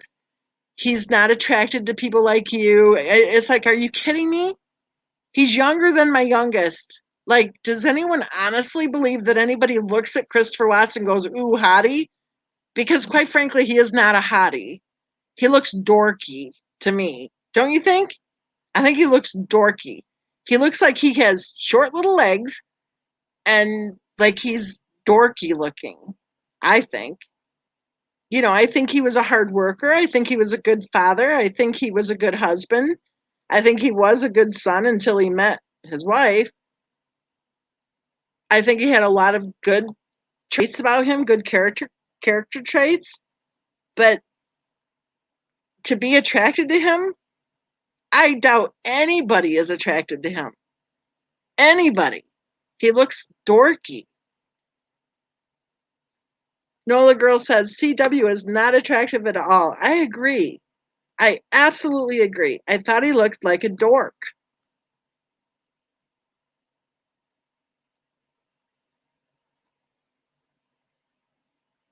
Carol says dorky looking, definitely. Not my type, no thanks. But again, what I said earlier about how it's easy to pick on grandma, it's easy to pounce on grandma. Like, what a ridiculous thing to say to grandma, right? They had already doxed me by then. They had already posted my home. They had already posted all sorts of personal, private information, right? And they were already well on their way to making up a whole bunch of their effing lies, too. They knew damn well how old I was. In fact, that's part of why they chose to attack me, because they told each other that it'll be easy. It's going to be easy to destroy her, okay? Because I'm old, all right? They knew how old I was, and they're like, you're not his type. He wouldn't be attracted to you. Like, how sick is that? This is how their brains work. And that's what I'm saying. My generation didn't go through what we went through to produce a generation of evil scumbag attackers. Like, they really need to go back to kindergarten. They really do.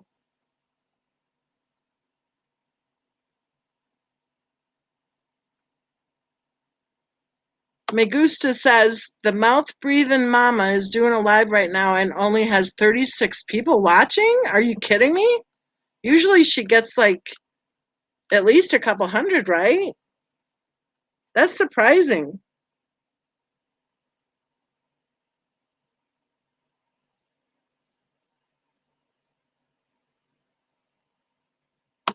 Oh, thank you, Mel. I appreciate it. Well, I tell you, I have thicker skin now than I did 2.5 years ago. I didn't know this. I almost said shit. I didn't. Well, I guess I just said shit. I didn't know this stuff happened. I had no clue this stuff happened. They were attacking me before I even knew I was being attacked. I had no clue that there are actual people on the planet who spend any amount of time trying to harm other people like that. It's insanity to think that there are people who spend so much time and so much energy trying to destroy, quote unquote, other people.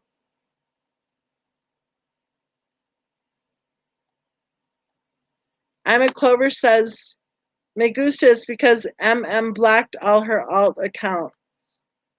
I don't get that, I'm a Clover.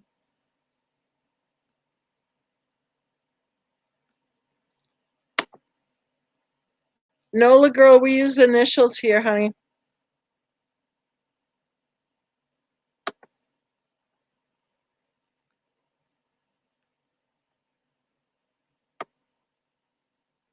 If you do with initials, then I don't know if you can edit or not, but if not, if you do it with initials, then I can read it.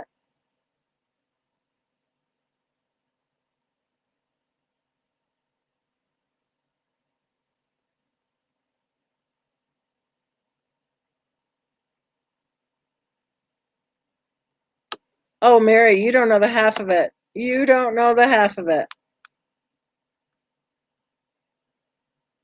Creepy, very creepy, and also creepy that channel creators think it's cool to call my home in the middle of the night and to use robo apps and 3 calls at 1 a.m. Not cool.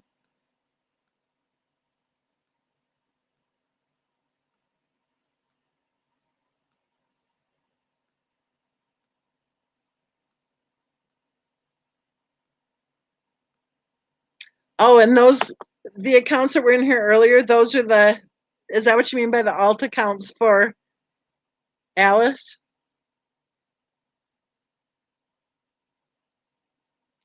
Nola Girl wants to know if anybody knows why Christopher West's mother-in-law uses her maiden name instead of her married name. I don't know. When this case first, well, not when it first, but like that first year, that 2018, people were saying that they weren't together. So I don't know.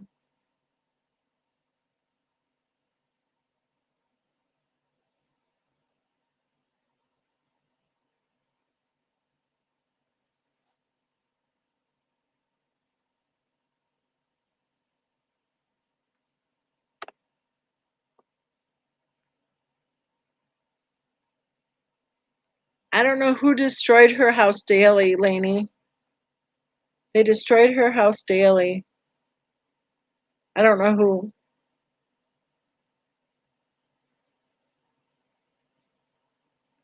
Isabel says, good night. Don't even know if you've read any of my responses.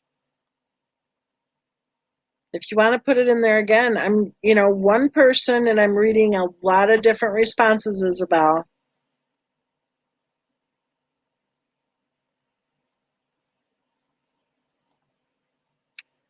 Oh my gosh, Paula. SW dropped something in her video and said, quote, I'm sorry, my child who I love so much is causing this. Bella, pick it up. Bella, clean up your mess. My girls are destroying my bathroom. Yeah.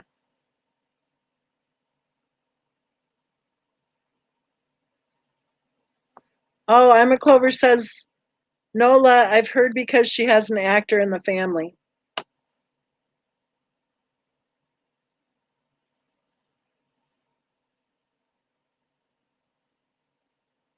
Interesting, huh?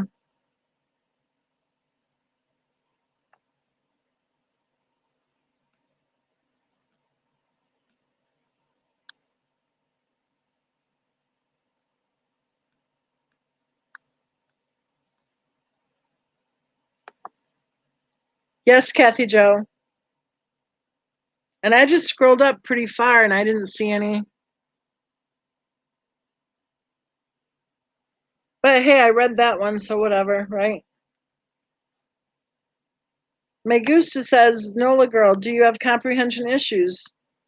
Don't dox full names in the chat. Simple. Shenanigan maker. Well, no one knows you, Isabel, and you aren't active in the group and maybe contributing something of content instead of always complaining. Paula, did you know that ours home is in Sandy's name only? Interesting. I wonder why. Emma Clover says, those kids didn't really make messes, just sad scrubbing crayon marker from walls.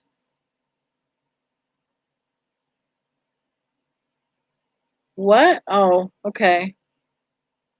Nola Girl says, Me gusta, what are you talking about? Me gusta's saying to use initials, Nola Girl. Me gusta just speaks very directly. Jane Doe says, I saw two babies in those videos who wanted to play and explore their world. It's called developmental play, but SW called it being a monster. Dana says, hi from Mexico. Emma Clover says, red shoes, ha! That laugh didn't sound right. Kay Cooper says, SW bragged about her big old Italian family. So why didn't any of those family members help SW's parents get to Colorado when the girls were missing?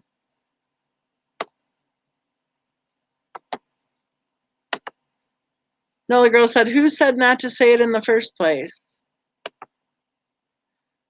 Red Shoe says, hola, Dana.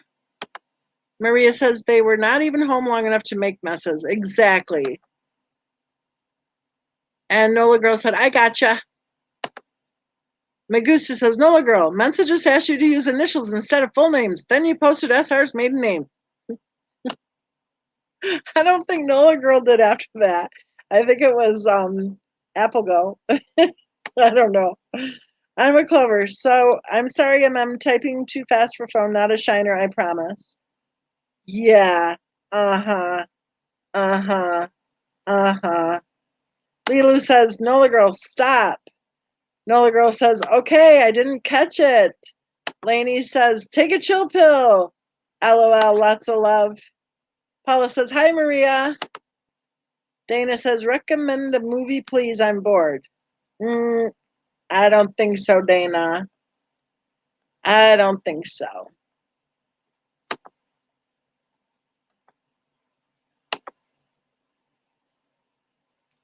Okay, let's see here. Mike Droppin Mom says, I'm not a troll. I'm just trying to understand.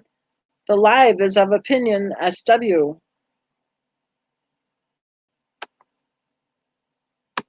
Yep, I believe you're not a troll. Okay.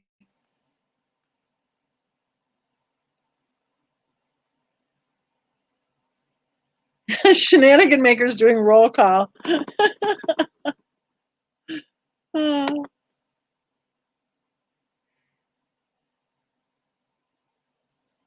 Kathy Jo says, saw the post today where Cece had huge abrasion on her forehead and had to go to hospital. Surprise, surprise. But SW is worried about posting a picture of her own finger and saying she put a patch on it. Yeah. And did you see the post the day before, Kathy? Kathy Jo, there was a post the day before of her saying something about how she was ready to hurt somebody because she was hungry. And then the next day, I didn't know Cece went to the hospital. I don't think she did. That's where she saved her, remember? She saved her from landing on the cement, yet Cece had a big goose egg. Like, how did she save her? Lainey says, you entered the wrong room for movie recommendations. Try down the hall on the left. Yeah, that's what I blocked her because, like, I have zero tolerance today for the BS. Megusta says, Nola girl, that's how you get reported. I have no idea what that means. I missed something here. Lilu says, you see what I mean about stirring the attacks, flaring them up again. Back to square one. Nola girl says, okay, I truly didn't know. Poor Nola girl. Everyone's like, Nola girl. Kay Cooper, hey at Three of a Kind. Shenanigan Maker. Cece's had something. Hold on.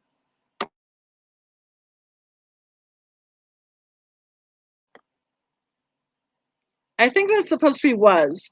Cece's head was from SW shoving her head into the wall. I think the wall thing was in Colorado, wasn't it? The stuff that was posted on Facebook anyway, that the people were posting in the discussion groups. They were like measuring how high the dent in the wall was and everything. But you could be right because it could be that that photo was from before, you know. And I actually don't think she posted very much in the last month or so. Kathy Jo, I did. She said thanks to pediatric nurse, so I assumed. Three of a Kind. Hi, Ima, Lainey, Lilu, Shenanigan. Another roll call. I'm a clever Nola. We love you. Nola, did you hear that? Nola girl, we love you. White Rabbit. Hi, Three of a Kind.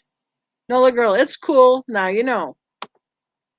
Paula, I thought it was funny when SW was cooking and doing a live and Cece was pulling the floor vents up, then playing in the toilet and still kept doing her live. Kay Cooper, it's okay, Nola girl. I made the same mistake too once, honey. Shenanigan Maker, and she posted two different reasons for the accident. Yes, but I think, yeah, I'm not sure. I'm not sure. I just remember her saying the day before that she was hungry and someone was going to get hurt or something like that. And then she posted a picture of Cece, and I made the comment at one point saying, I wonder if she was hungry. That didn't go over real well. Shenanigan Maker says, oh, wait, I clicked on it. Unless she had a sofa on the front porch. That's two excuses. Kay Cooper says, we enjoy you here, Nola girl. Shenanigan Maker says, I didn't see you there, girl. Or see you 3. Nola Girl says, thank you, thank you. Shenanigan Maker says, 3, you know you're always in my call out. Kathy Joe, if you look at the reminder on the fridge, the case number starts with C62218. Is that the date of report? If so, it fits with the forehead. Ooh, interesting. Shenanigan, love, and heart. Lilu, I like this chat. Thumbs up. Paula, hi, 3 of a kind. Okay, I'm going to go ahead and mute you guys for just a second, and I'll be back. It might be like a minute or 2, so have fun. Everyone send peace, love, and hearts to Nola Girl.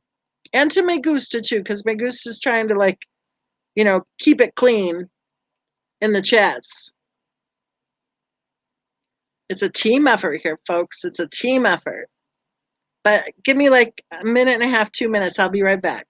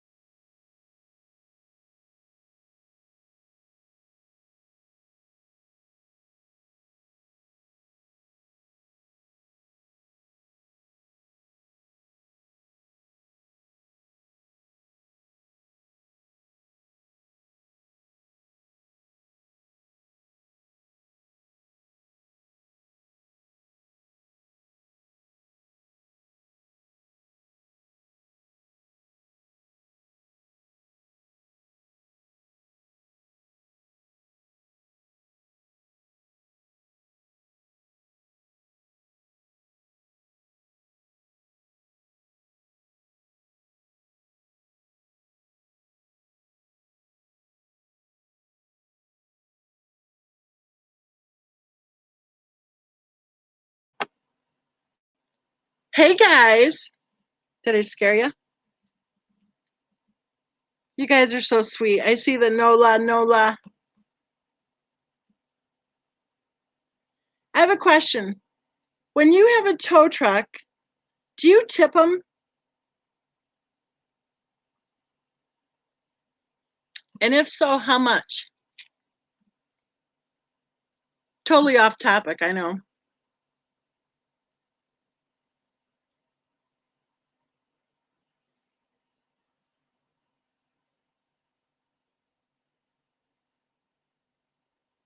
Kay Cooper says yes. Lainey says no. I am so far out of the loop. I didn't know that you tip tow truck drivers. I had no idea. No clue. You learn something new every day.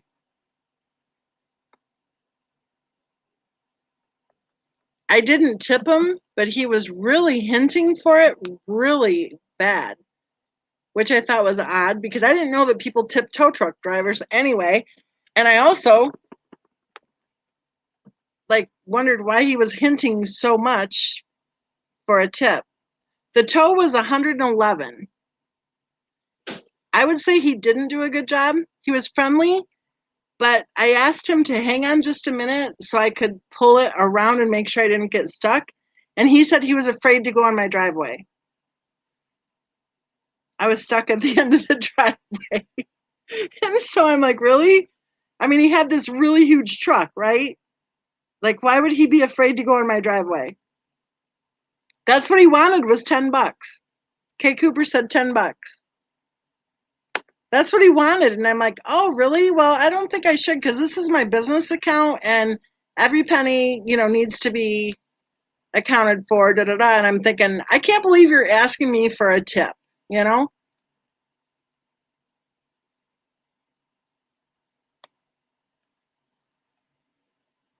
Well, and here's the thing. Had he actually just hung out for 2 seconds so that I could have like turned it around and made sure, right, that I didn't get stuck, I might have felt compelled to oblige him with his heavy duty hint, right? I mean, he was a nice young guy, nice kid. You know, he was very courteous, friendly, and stuff until we got to the tip part that I'm thinking, huh?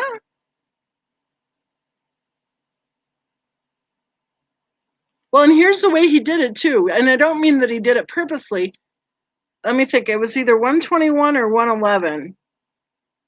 Whatever it was, when it went through, he goes, "Oh, I'm sorry. The charge is only 111 instead of like 121." He said, "So do you want that to just go on as a tip?" And I'm like, "What?" He said, "Well, there's a mistake, you know, da da da." And so, like, he had a built in way of me just going, "Oh, yeah, sure, right." But seriously, I used my business account, you know, that I thought, I can't do this. I need to be able to get right. And I seriously, I've never heard of anybody tipping a tow truck driver. I didn't know that happened. Right. If he would have gone in my driveway and like made sure that I had the car exactly, you know, that I made it all the way, right? Like I'm glad he helped me at the end of the driveway, but like the driveway is like 400 feet long. Yeah, I didn't like the hint. I didn't like the hint at all. But then I felt kind of like I should have. But then I thought, no, I shouldn't have. And here's the other thing. When I asked him about the driveway thing, he goes, "Oh, we've got lots of calls stacked up, you know, blah, blah, blah." Like that was his excuse. And then he goes, "And I'm not taking my truck in your driveway." Right. I thought, what? And so, anyway, so I wasn't really impressed by that because I just thought, really? But then after the tip thing, he was on the phone with his boss or with whoever, I don't know. And he said, "Yeah, I'm heading home now." So, like, his whole thing of we've got calls stacked was a lie, right? I thought, I'm really glad I didn't tip him because we already went through the tipping thing that I just kind of tried to act really like, really? I don't think so. It's a business account. I really shouldn't do that on a business account. Like, I have no idea why that excuse would matter, right? And I'll tell you something. I had to use a tow truck. I don't know when it was, a month and a half ago, 2 months ago. All of a sudden, my car died in the middle of the highway. Died in the middle of the highway. I was blocking traffic. And where I was, you turn this corner and like people gun it like they're on the speedway. And so it was not good. And it was dark. Okay. And there I sat in the middle of the highway. Well, thankfully, the police came right away. Like it was seriously like 2 minutes, and they were behind me with their flashers going. So I was really happy about that. That tow truck driver came, towed my car home. You know, I rode in the tow truck, and he was just funny and friendly, and he knew my cousins and blah blah blah. You know, gab gab gab. Nice, nice kid, very friendly. Took time. You know, was just like even opened the door and helped kind of, you know, like a gentleman, right? Very respectful young kid. Um, he told me his last name because he knew my family, and then I went to school with one of his relatives, da da da, right? Just a good kid, hardworking, good kid, right? If I knew that people tipped tow truck drivers, I would have tipped him because he was just such a good kid. And he was even discussing my car with me, telling me what he thought might have been wrong with it and stuff because it all of a sudden died.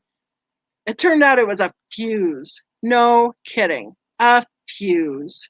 And all of a sudden, my car decided it was not going to run, right? I would have given that guy a tip. I would have if I knew that people tipped. Like he was attentive, took time, didn't act like he was in a major rush or anything. This kid tonight or today, all he did was put the chain on the back and give it a tug into the frickin' snowbank And he said, okay, hop in and you should be able to drive it out. And I thought, for $111, he should have taken it to the car wash and, done a little detail, right? I mean, all he did was tug it far enough. And then I got to climb through a freaking snowbank to get in the car. I just thought, okay. So I'm glad I didn't tip him. I guess that's the bottom line. Right. Well, Crystal, you're right. Exactly. Here's the thing. I had no clue people tip tow truck drivers. Like, when did that start? When I think of all the tow truck drivers that I haven't tipped before, that sounds like a country music song, doesn't it? Like a good country music song. To all the tow truck drivers I've never tipped before.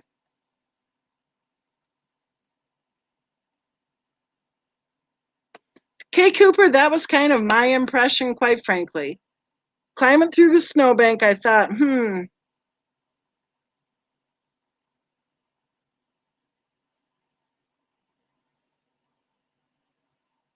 Kathy Joe has a good one here. My husband left me for insert their profession, and I spent all my money on anger management class. Oh, bad one, Wanda. Bad one. There's no way. I shart you not. I'm not putting that one up there because I can't pick which comments. You know how when it goes up on YouTube, there'll usually be a comment up there. It just picks a random comment. And you watch, Wanda, if I put your comment up there, that's the one that'll go on YouTube.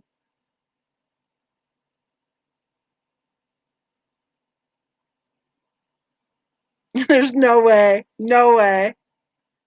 We need to see evidence of this.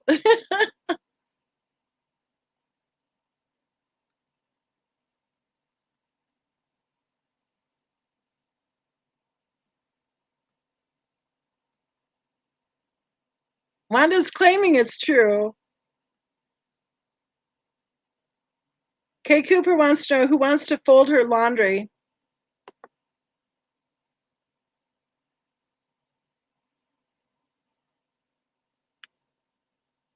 That's funnier than the orthodontist named Dr. Brace.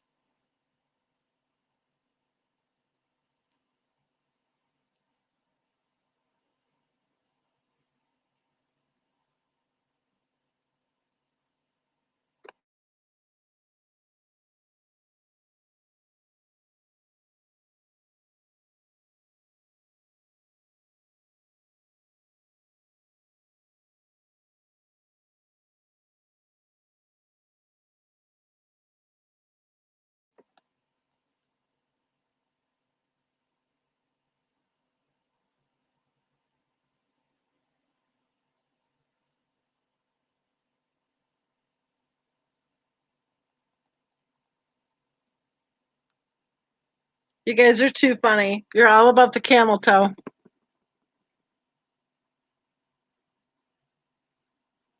Uh-oh, three of a kind is tired. Who wants to go to work with me this morning? I'm so tired, says three of a kind.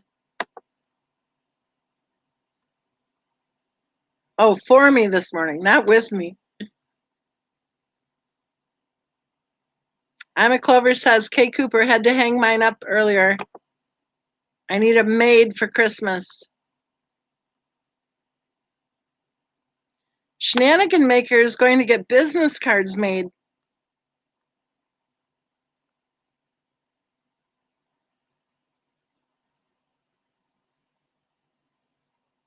Poor Mel. She wishes she had laundry to fold. Still no water. Aw.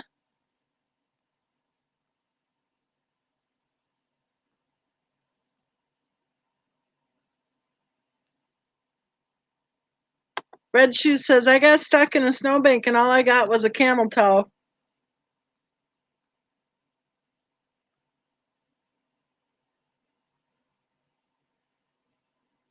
Red Raider wants to know if he's the only guy in chat.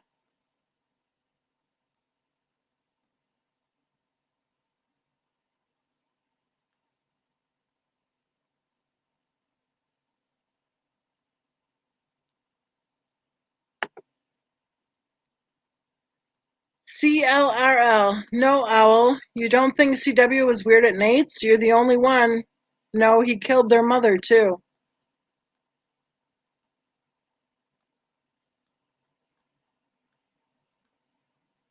Well, I don't know. If you had your wife and kids missing and the police there, and your next door neighbor telling the police that your wife was diabetic, and you heard it for the first time and you believe whatever people tell you, and then you hear the friend say that she was diabetic, and he's probably like, diabetic? When did I miss that? White Rabbit's a guy. Oh, troll alert, troll alert. Ding, ding, ding, ding, ding. Black user.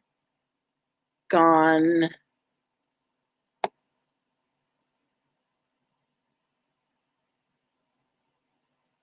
Shenanigan Maker says she'll fold your laundry if you'll do her work for her.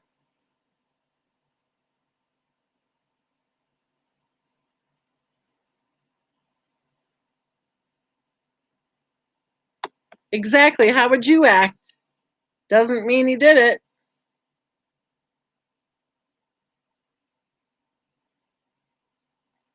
Kathy Joe is supposed to be designing right now. No such luck. Yeah, don't you love his voice? White Rabbit says, I'm not a troll, MM.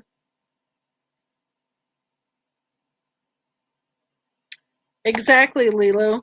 He was probably totally like, what the heck is going on? How do I, you know, how do I even stand up, right? Shenanigan Maker says, I hate that I'm forced to be a good secret keeper. I hate that I'm forced to be a good secret keeper. I'm a clever MM. I always thought Shakur was a girl. Yep, yep, yep. I already read that one. Let's see here. Mal says, everyone reacts differently to different situations. Lilu says PTSD. Shenanigan Maker says, LOL, lots of love, Cooper. Not if you knew who I'm representing. Ooh, ooh, ooh. Tell us, tell us. No, don't tell us. That would be a bad thing. But you're always free to email me. I'm kidding. Don't tell.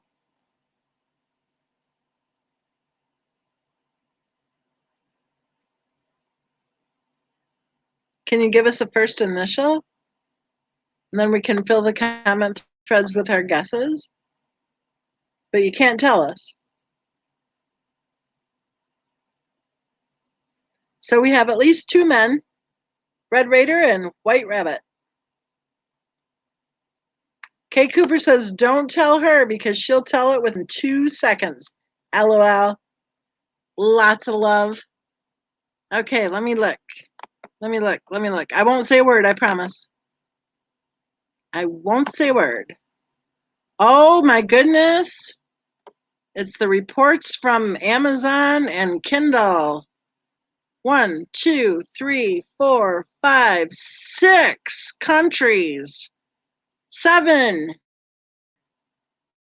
7 countries.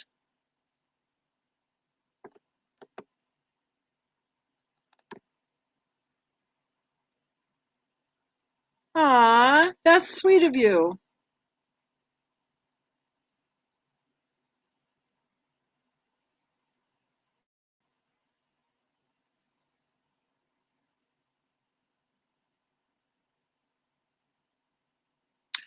Oh my goodness.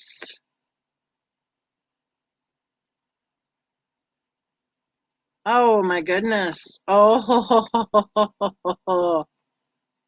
your secret is safe with me. But you know what? That makes your weekend very interesting, doesn't it? Very interesting. No, I'm not going to read it out loud, Kathy Joe, but Shenanigan Maker said something really sweet to me at the beginning. That's when I went, aw, what's this?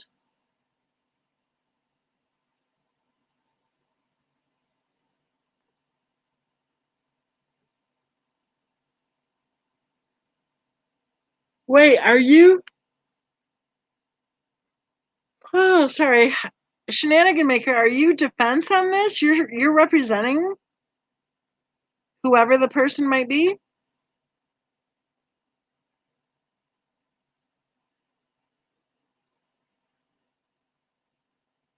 Do you realize I broke up with a lawyer one time because I couldn't stand the fact that he was a criminal defense attorney? I just couldn't stand it. I'm like, how can you represent these people? Oh my gosh.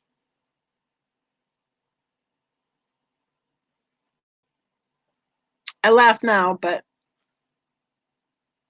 I just couldn't get over it. It's like, how can you take those cases? And he kept giving me the line about how everybody deserves to have a defense, the constitutional rights, due process. It's better for one guilty person to walk free than for an innocent person, all of that. And I was like, nope, not good enough. You can say no, you don't have to take that case. And my dad was so disappointed too because my dad just loved following his cases, right? He'd be clipping stuff out of the newspapers anytime he was interviewed or anything. My dad had a little scrapbook going. I'm like, yeah, I broke up with him. He's like, what? Like, he shouldn't be representing those people. Three of a Kind says, I watched this lady called Carrie the Mortician on YouTube, and she posted a video discussing the case with two other morticians. They talked about the BAC level. All three thought it was weird and had never heard of it before. Rebecca says, you would ditch a defense attorney? That would be oil and water.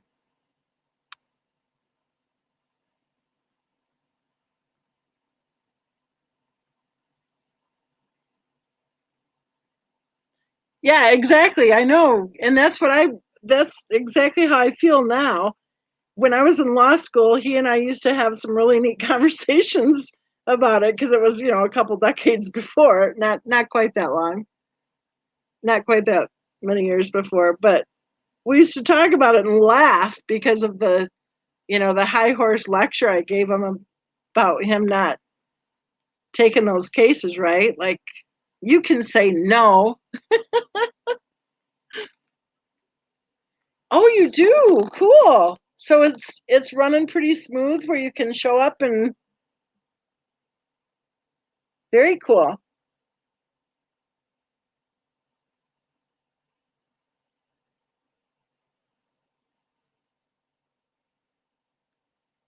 Oh, oops. Rebecca said, what did you mention about Facebook and Twitter in 7 countries? I didn't say anything about Facebook or Twitter. I went to my email to see the email from Shenanigan Maker. And when I went to my inbox, there were 7 things from Amazon and Kindle. And I get sent one for each country. So that's cool.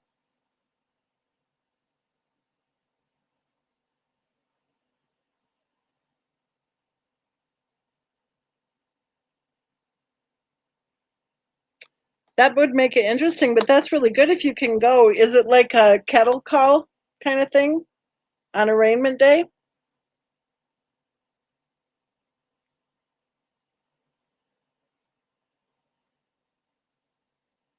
So you can basically be in the back of the courtroom and say, I'm here.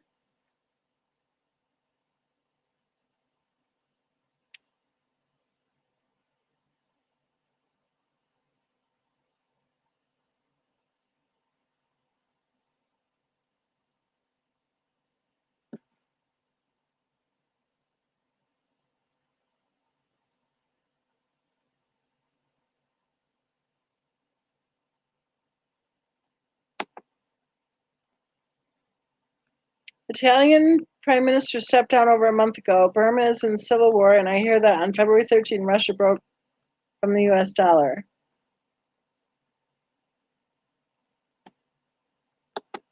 That's the World Report from Rebecca. Wanda, so back in 2018, Ashley Banfield started Starts to do a series on the watch showing another side pretty tactfully. No one else was looking at it. She canceled. Coincidence? What? Are you guys familiar with what happened back then or no? Because I can tell you. She said, and I quote, well, I can't quote it exactly because I'm just going from memory. She said, why is it so hard for people to think there might have been other people involved? And then after that, we were told that she was fired. However, I don't think she was fired because if you watch that, whatever the channel is, she posted something on there like a couple months ago. I have no idea when, but in the more recent past. And she was totally like listening to her just made me want to just like, what? Because the stuff she was saying was like textbook narrative. Okay. So then I thought, really, that's interesting because what I remember from her back in 2018 is she was like, why is it so hard for people to, you know, think that there might have been other people involved? And then it was this big deal. Everyone's saying she got fired. I don't think she got fired.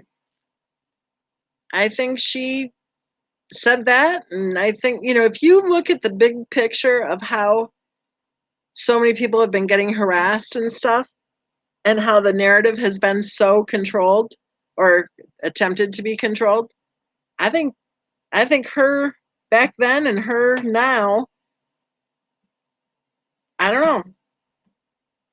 I don't know. I just don't think she got fired. I don't.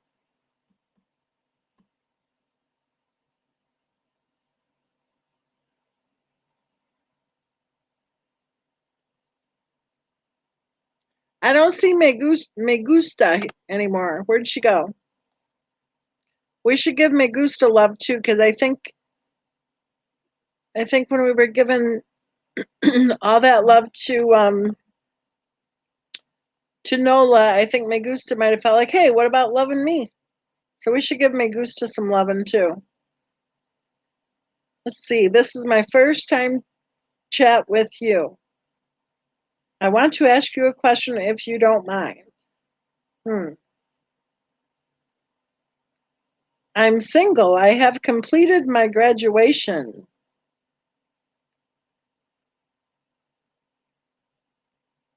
I want to propose you for first time.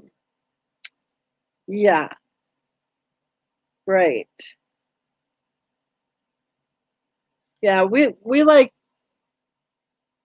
on this channel, we like sentences that are grammatically correct. It's just a thing with us. It's just a thing. We like words to be spelled correctly too. I know, a little over the top, but it's how we roll. Chitty Chatty Meg, did Cindy Watts' book All My Broken Pieces get published? Chitty Chatty Meg, I like that name that you chose for your profile. I believe it was published. I don't know. People are talking about it, right? But I don't think that was Cindy Watts' book. I think that was somebody who wrote a book saying that it was Cindy Watts' book.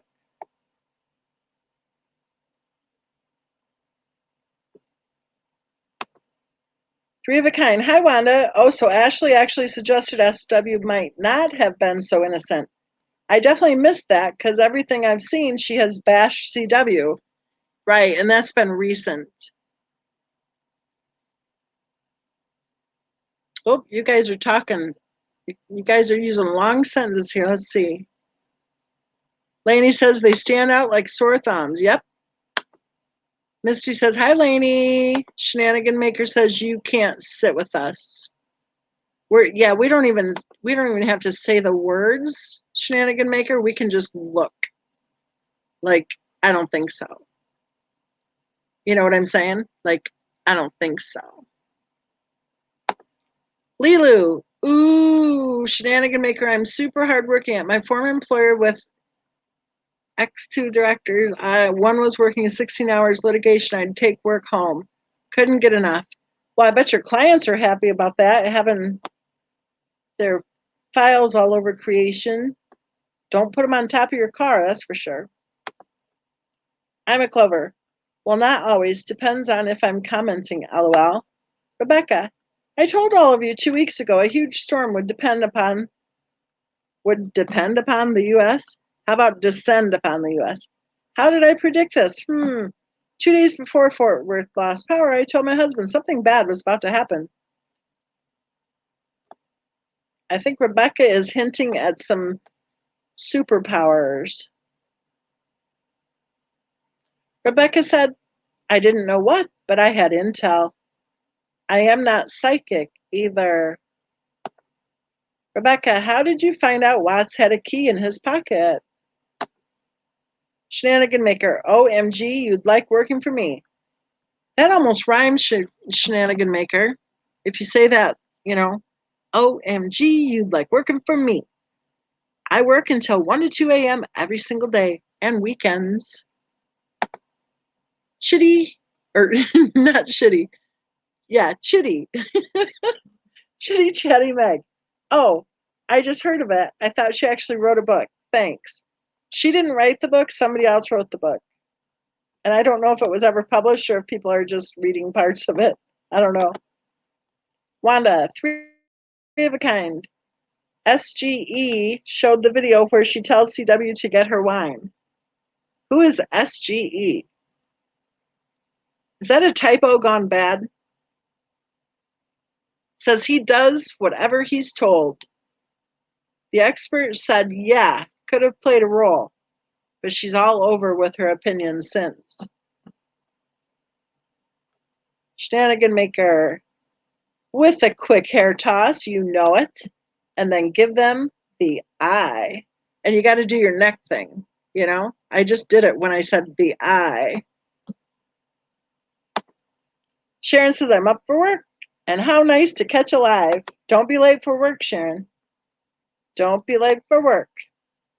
Rebecca, Shenanigan Maker has the most perfect screen name ever. Lilu, ah ha ha ha. I once did that, Miss Mensa. Took me ages to file away an order. Was so mad. What?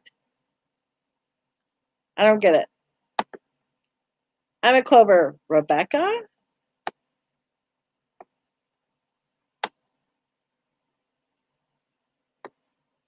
Misty, I watched all of Street's videos today. Oh my goodness. And I'm more convinced than ever the narrative we've been given is all lies. Rebecca, nope, not superpowers. I am not superpowered. Kathy Joe, someone has partaken of the spirit water tonight. Oh, Shenanigan Maker, I'm a poet and didn't know it. Wanda Rose, oh wow, do you happen to know what the video is called where she said that I want to see, where she said that? I want to see it. Rebecca, NY something or other. Rebecca's talking in code now. Everyone watch out for Rebecca. Lilu, Shenanigan Maker, I'll take a job any day. I'll be your right hand. Rebecca, oops, I hit send on accident. Sorry, y'all. Haha, she was talking in code and now she's covering it up. Chitty Chatty Meg, do y'all follow the Lori Vallow case? Oh, yeah. Rebecca, thank you very much. Glad you told me how the key came about.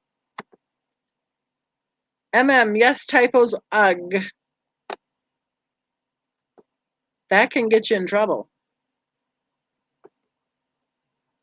Shenanigan Maker, hired. Yes. Maria, I don't think that book ever made to be published. I don't think so either. No, that's a different. Oh, was that the Kathleen one? Maria, did Kathleen? Because Kathleen's the one calling him a perv, right? Is she the one who wrote that All My Broken Pieces one? Lainey, too many lollipops at Wanda, LOL, lots of love. Lainey, it's Saturday night. LOL, lots of love. Thank you. I like to think I'm witty sometimes. Lilu, you said never put your files on. Oh, got it. Duh. Okay. Da da da. Did you do that once, really? I've never done it myself, but I worked with a guy one time who did, and a lot of very important files went flying. Chitty Chatty Meg, if any of you follow that case, there might be another death linked to Chad Daybell. I'm a Clover. Is Straight ever coming back? I hope so. Free of a kind. Straight is great. Maria, Chitty Chatty Meg. Oh no. Lilu, S S Maker, Shenanigan Maker. I can do all your dictation. Free you up. Rebecca, something bad will happen in New York City. Oh my goodness. Here she goes again. Rebecca has superpowers. It's the snake. The snake is telling her.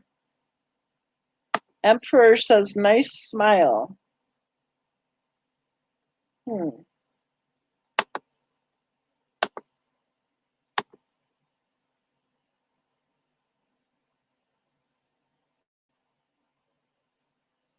Interesting.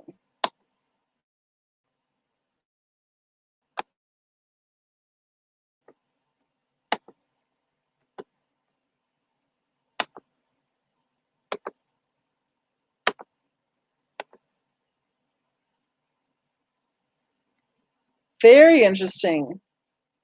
Okay, I'm going to refresh the page. So if something happens, like I'll start.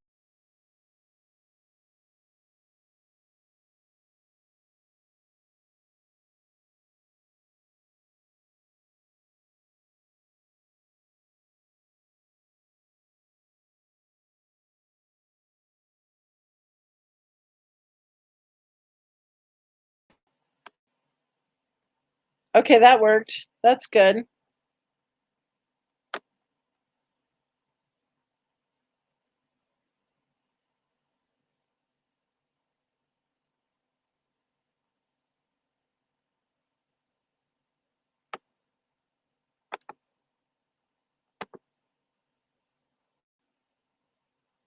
This is interesting. There's a troll in here that it won't let me block.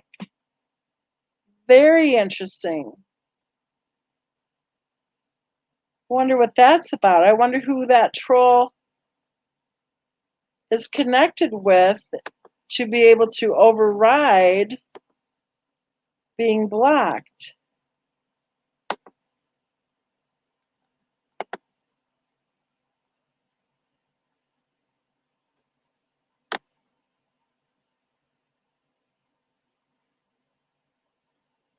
Very interesting.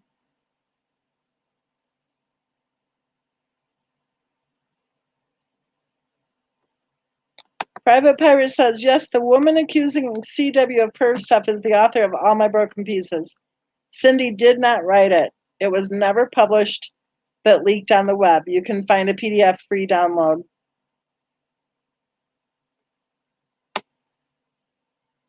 Yes, Lilu, there are trolls everywhere.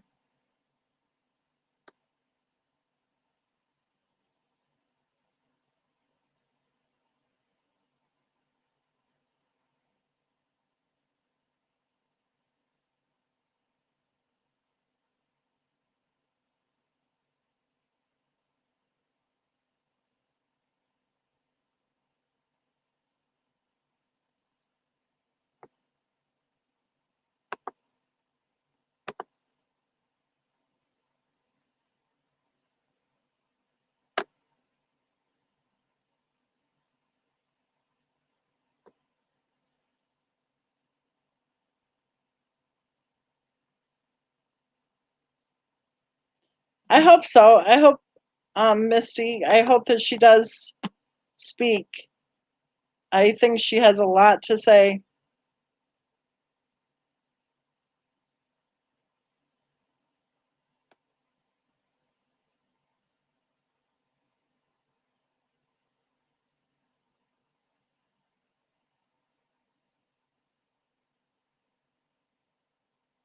I'm reading back to see that I blocked her already, but I'm seeing what, because I only see part of these comments. Hold on.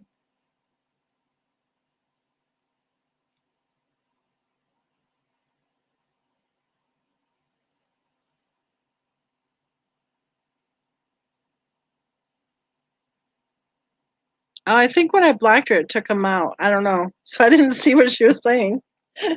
I'm looking for it after I blocked her. That doesn't make sense.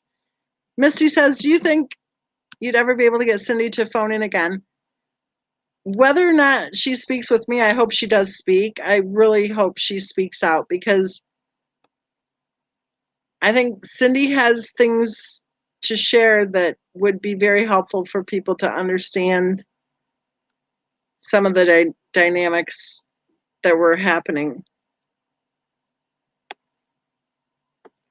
Lilu says, you came in here bashing true rocket science. Now you're doing it to MM. Please leave. MM doesn't need to tell you how she knows about the key. Kathy Jo says, bye, Becca.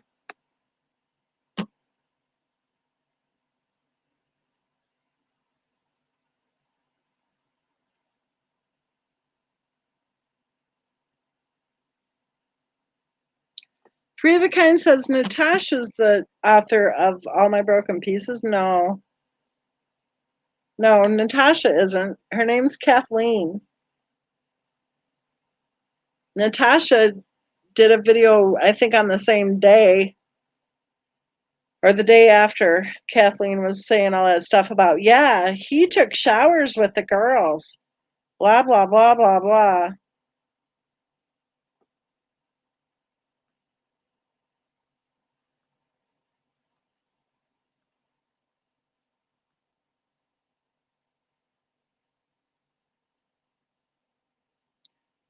She was nice the other day, though.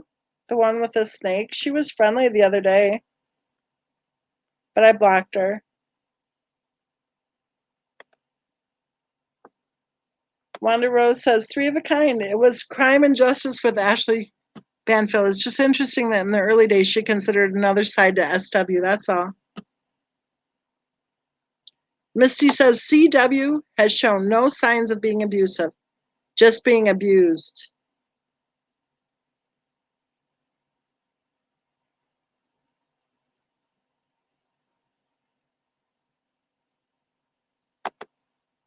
Lilu says she was trying to rile MM up about that other channel. Totally disrupted the chat and MM.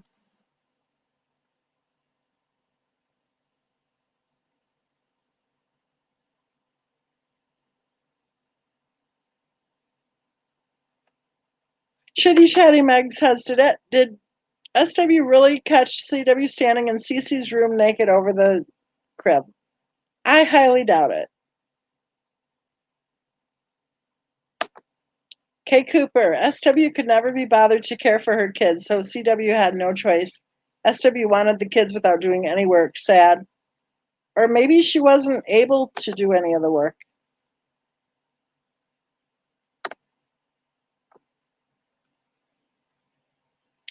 Did you guys pick up on kind of like a detachment? Like almost a coldness, really? Maybe she just, you know, maybe my theory's right. Maybe she had a serious situation going on and taking care of small children wasn't in the cards. I mean, look at it when Bella said she was hungry. Oh, you want a laptop? Like what? What? Why is it a total stranger can understand Bella just fine, but her own mother said, oh, you want a laptop?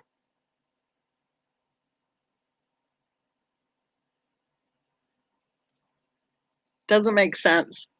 There's just too many of those videos. There were too many of them where it didn't make sense. She couldn't remember why they went to the doctor. She couldn't remember why they were in the emergency room. Kay Cooper never seemed bonded. I do think there was some sort of an attachment issue. Usually when you talk about the attachment disorder, it's the child. I think in this case it was the mother.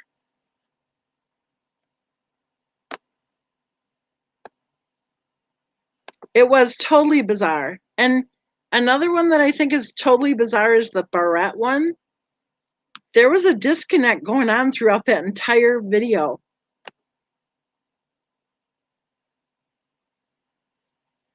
Private Pirate says Baby Wise prevents the mother-child bond. I have a theory about the Baby Wise stuff too. I think that the Baby Wise was used as an excuse. You know, a lot of people contact me with stuff that they insist they know for a fact, right? Something I've been told, and I don't know, I'm sounding like Natasha now. I haven't confirmed. My team hasn't confirmed it. I'm joking here. I don't have a team. But, well, I do have a team. All of us are a team. But she has like a team of people working for her or something, and they work hard and they know everybody and stuff like that. Well, one thing that I've been told by quite a few different people is that there was a CPS case when Bella was a baby. So here's my theory about the whole Baby Wise routine. I don't think she was proactively wanting to be a Baby Wise parent. I think that was probably an excuse presented if there was some sort of a complaint filed.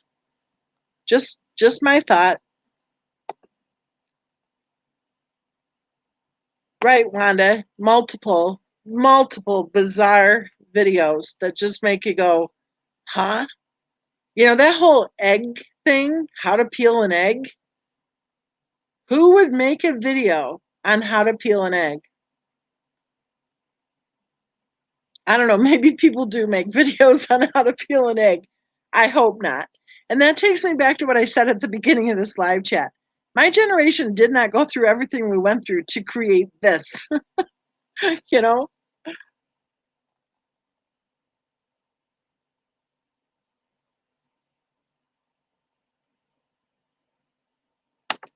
Lainey says people see her stroking the kid's hair and think, "Ah, what a loving mother." They're all fooled. THERE. That whole stroking the hair thing in the Barrette video, I think she was trying to cover a bald spot. Shenanigan Maker's vision board consists of puppies, nothing but puppies. Private Pirate, she seems drunk during the "Oh, you want a laptop" video.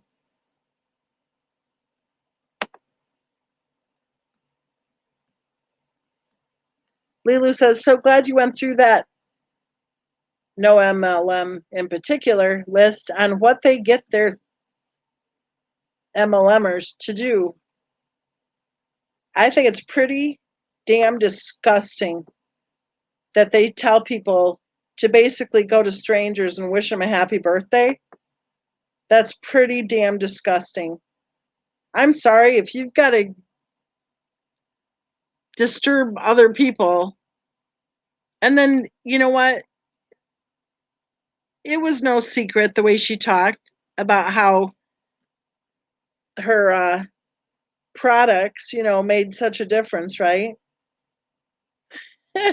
Lainey, it's okay. I'm just being a smart aleck.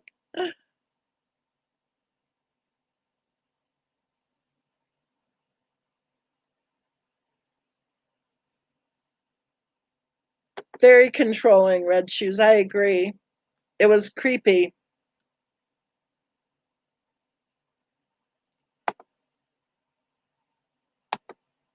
Three of a kind. I've never in my life heard of a mother making a 3 and 4-year-old children create vision boards. Bizarre is an understatement. I agree. Shenanigan Maker. What about the video where she goes to drop Cece and does the classic fall and save? Classic Zanny Shanny. Does that mean Xanax? I bet you it does. Kathy Joe and the whole neck surgery thing. Why are there not 478 posts the month before talking about the surgery? And why are there not 2 or 3 or 4 years of posts about physical therapy, about pain, about, you know, how she has some newfangled thing from the physical therapist that she puts up on her door and she can do her exercises to strengthen her neck, right? She would have turned that into a full industry, right? She would have probably taken the video with her to the hospital the day of the surgery, you know, to say, oh, here we are, right? I asked Cindy about that. I said, did she really have her neck surgery? Da, da, da. And she goes, oh, yeah. And I said, were you there? Like, was anybody there? No. But evidently they posted something on Facebook afterwards. And if you guys remember the way that's written on the Facebook, it's supposedly CW posting on SW's Facebook. Like, right. I don't think so. I think it was SW. Oh, she's so strong. She's doing so well. She's this, she's that, right? I think it was SW posting whatever and telling him to go along with it.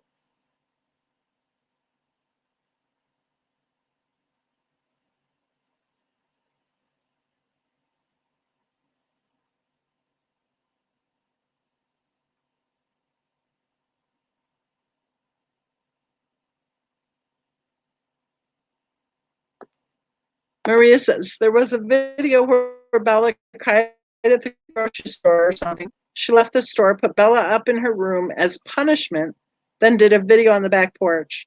SW was so SW was so mad, but tried to hide it. Those poor little girls.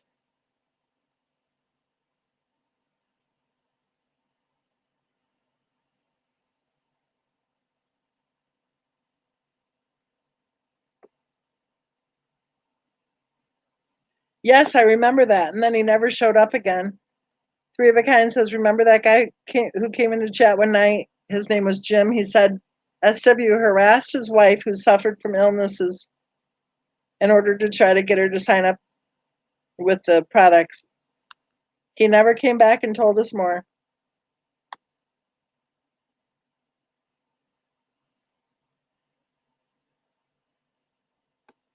Kathy Joe says, I agree the scar matches that surgery, but I think it was Googled and matched after the fact. I agree with you.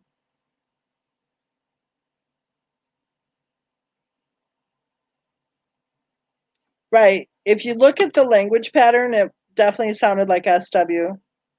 Definitely. Here's a random question for you guys. Do you think that Christopher Watts asked her out or tried to friend her on Facebook, or do you think it was the other way around?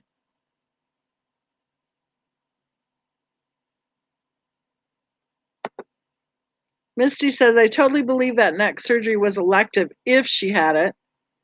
So she'd have an excuse for someone there helping her take care of the kids. I don't think she had it. I do not think she had it. I think she either tried to self harm or I think she was having some sort of a psychotic episode and needed to have somebody there with her. And I think she put on the neck brace and enjoyed telling people stories to make her videos. Because if you watch her putting her hair up in a ponytail with that neck brace on, and if you look at how the neck brace is kind of sloppy, not really fitting like I would think a neck brace would be fitting, I just don't believe it. The way she moved her head, the way she moved her neck, her shoulders, I don't believe it. I'm sorry. I don't believe it.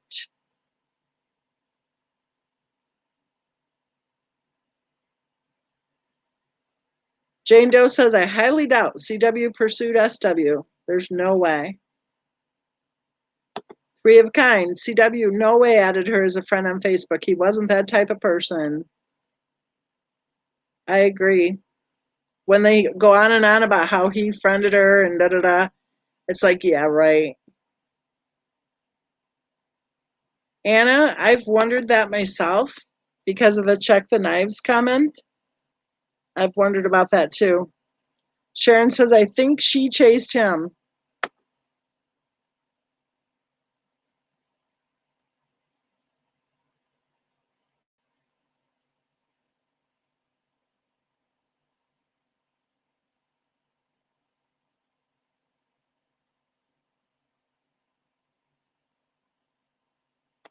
Gina, who said they had so much medical debt? I'll be right back. I'm going to be gone for about 30 seconds.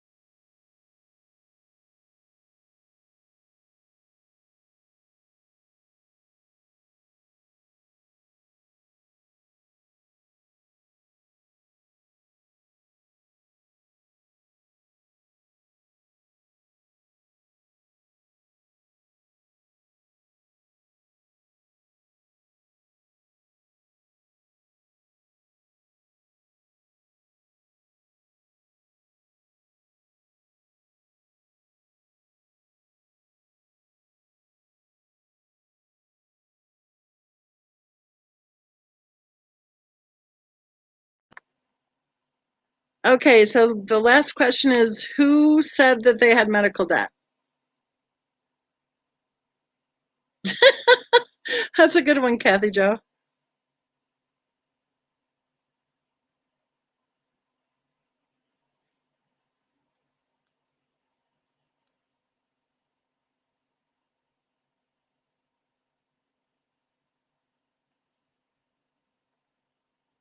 Right, but remember what we were told?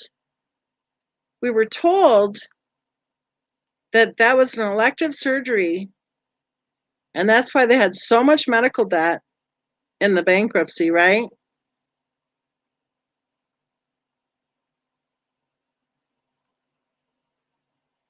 Remember? Now stay with me here. We checked the bankruptcy docs. The actual medical debt was like nothing. It was like 4 grand, less than 5 grand, I think it was. Out of 70 grand written off, less than 5 grand was medical debt. So were we told? Why were we told that the bankruptcy was because of medical debt? And why were we told that there was so much medical debt because of the neck surgery? Because here's the punchline. The bankruptcy was filed in June of 2015, 2015, and it was fully discharged in August of 2015, 2015. But when was the neck surgery again?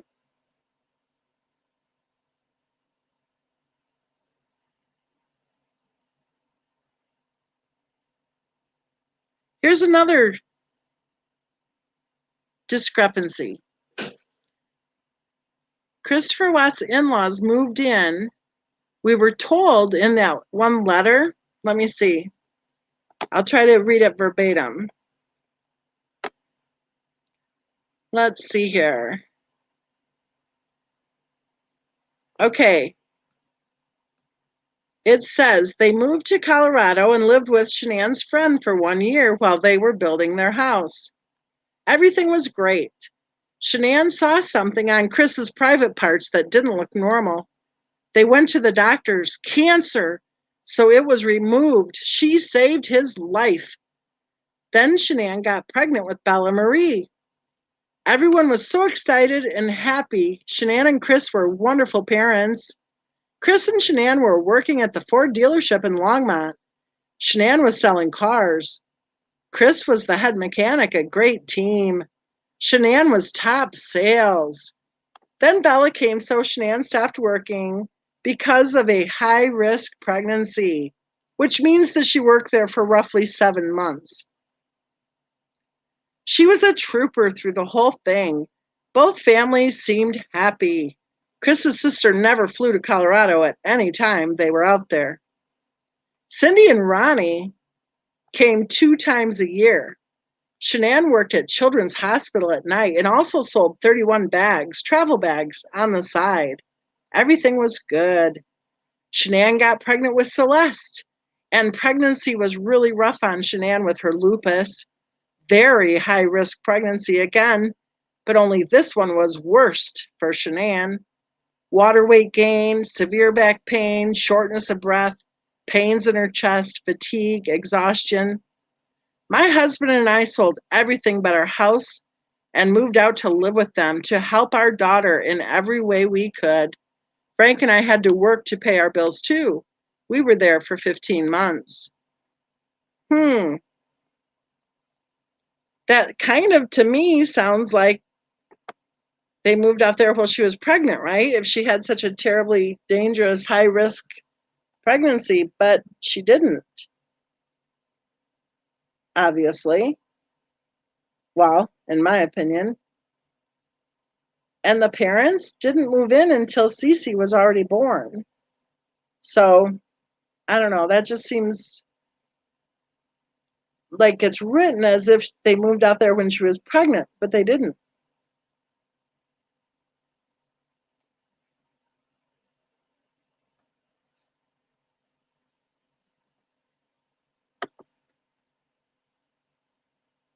Exactly, three of a kind. We have a lot of moms in here. Did you hear anything on that list that didn't sound like pregnancy? Oh, Shenanigan Maker's going night night. I missed it. Sorry. Where are ya? Where are you, girl? Girlfriend? There you are. She says, love you all so much. Love you too, Shenanigan Maker. I think you should get business cards. I think that'd be cute. Gina says, when was her surgery? I'm not sure, Gina, but I think it was in 2016.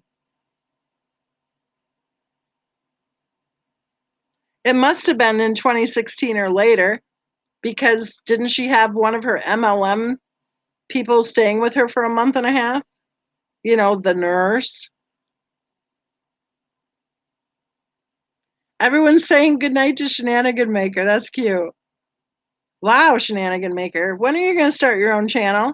You have a fan base right here. Look at this. Everybody loves Shenanigan Maker. She's going to be one kick butt defense lawyer for the mock trial, isn't she? Like, we already know we won, right? Good night.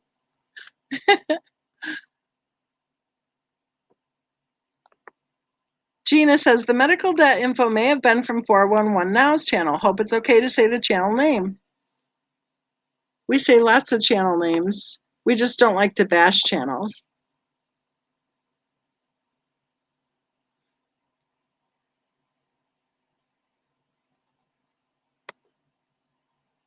Wanda Rose, all normal. The miscarriage symptoms were not. Didn't go to the ER and had a meltdown. Yep.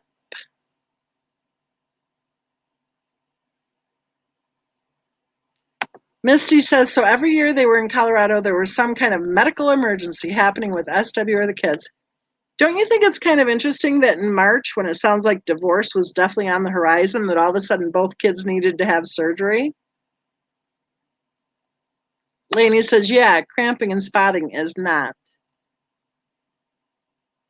And isn't it kind of weird that she was with her family, she was with the Watts and everything, right? She was in her like familiar space, whatever, spotting and cramping, and she hadn't even seen her doctor? Not okay.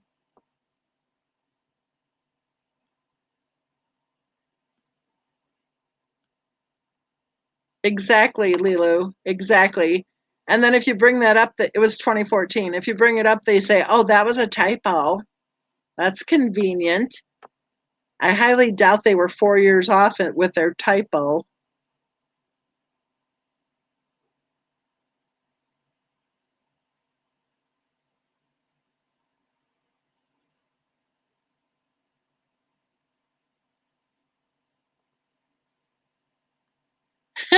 Here's Shenanigan Maker. Night, my Wanda Rose. Night, Red Red. Night, Leela Girl. Night, Kathy Jojo. Night, Three Girl. Night, Laney Boo Boo. Night, Dolo. Night, Anna. Night, Mency girl. Love y'all. Sweet dreams or have a good day.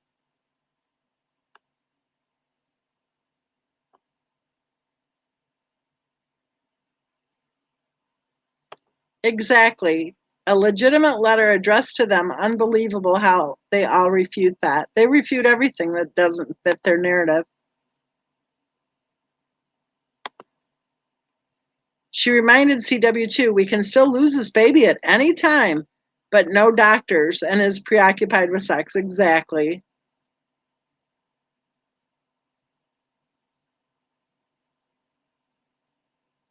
I agree with you guys.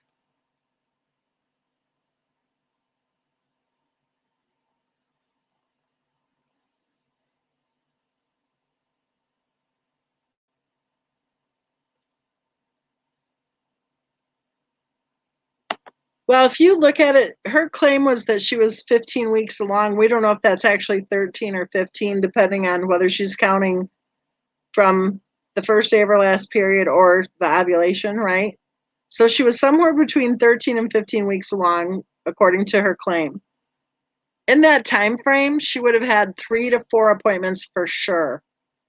So how is it that she's skipping 3 to 4 appointments?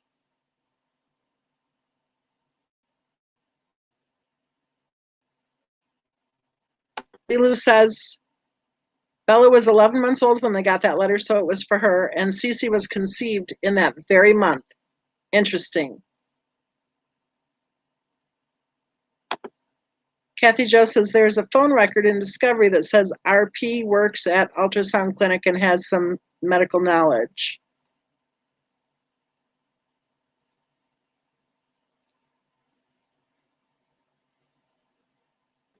Three of a Kind says, so correct me if I'm wrong, but those texts where she was complaining about not getting sex was at the same time she was also supposedly cramping and spotting. Exactly, Three of a Kind.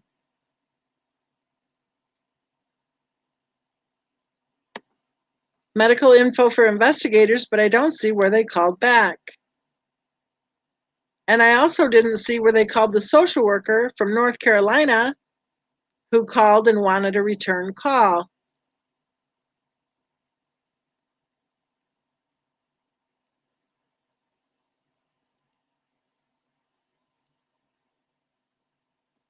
Kay Cooper says, I think as soon as SW figured out the pregnancy couldn't save her marriage, then she did not want the baby either. Hence why she didn't care at all to go to the doctor and make sure the baby was okay. Or maybe she wasn't as far along as she claimed. Or maybe she was taking medication that she didn't want to have show up in blood work. Or maybe she didn't want to have a pregnancy added to an open CPS case. Or maybe, I don't know.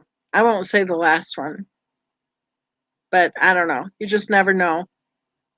If we hadn't already been lied to about 1,000 times, at least, then I guess it would be easier to believe what she claimed.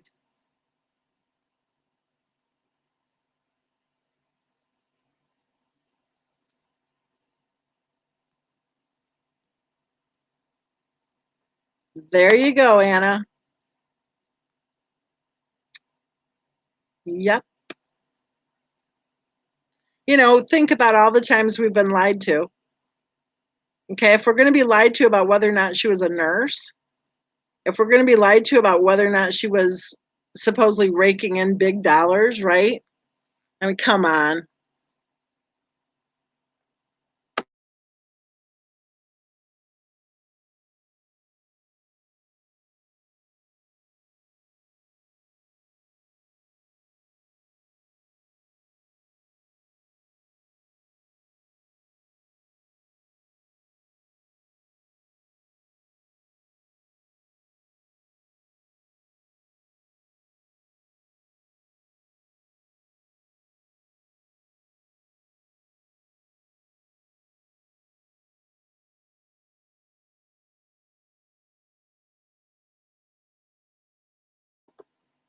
If she was spotting and cramping and actually pregnant and blah, blah, blah, she would have been in the emergency room.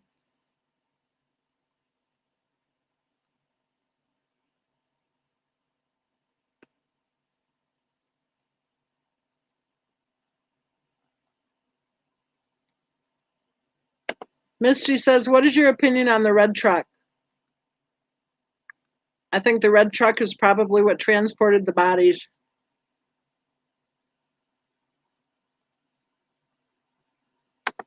Kathy Jo says, I think I'm having a miscarriage does not equal let's get it on.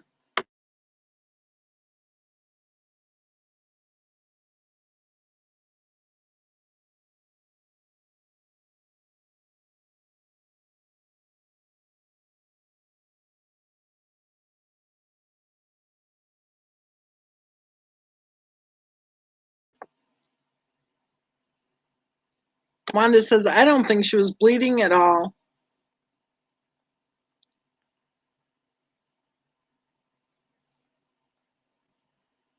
She was just doing that to basically power and control over CW, right? Red Shoes, 3 women's hormones go crazy, increases sex drive, but yes, I agree. She would have been playing that up at the doctor's. Well, guys, guess what? We've been talking for 3 hours and 19 minutes and 7, 8, 9, 10 seconds. Anyone else tired?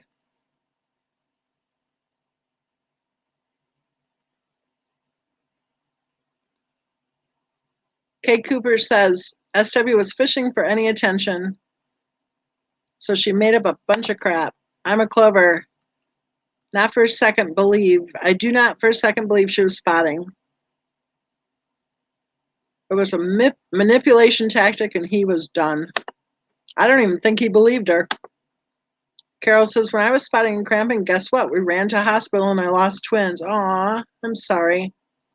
At 4 months into my pregnancy. So it never made any sense that she didn't go to the hospital. Carol, if you have my email, feel free to email me.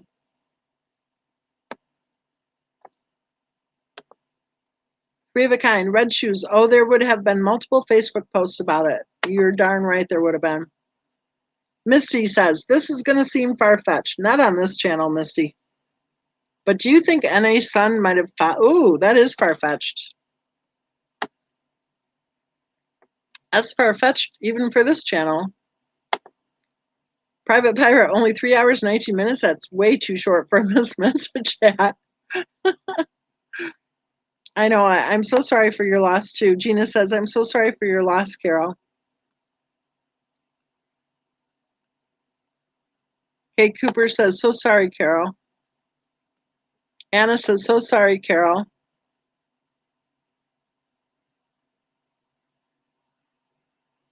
Yes.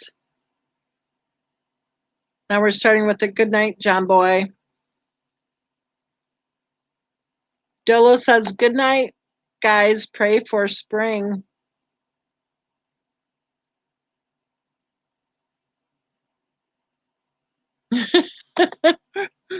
That's okay, Misty. When you said far-fetched, I thought, no way. And then I read it and went, ooh. Well, Kathy Jo, I thought it was kind of cool when Alice Cooper was trying to do the Guinness World Book thing.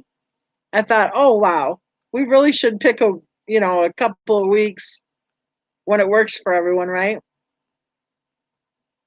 Whatever her record was, we should beat it by like 1 minute, just for grins and giggles. I know, Misty, all of us.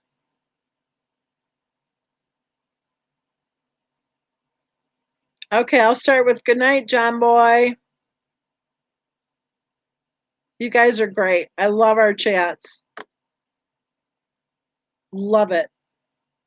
I love it that we're discussing this case, I know a lot of us don't agree on a lot of the stuff. Like we're all over the place, right?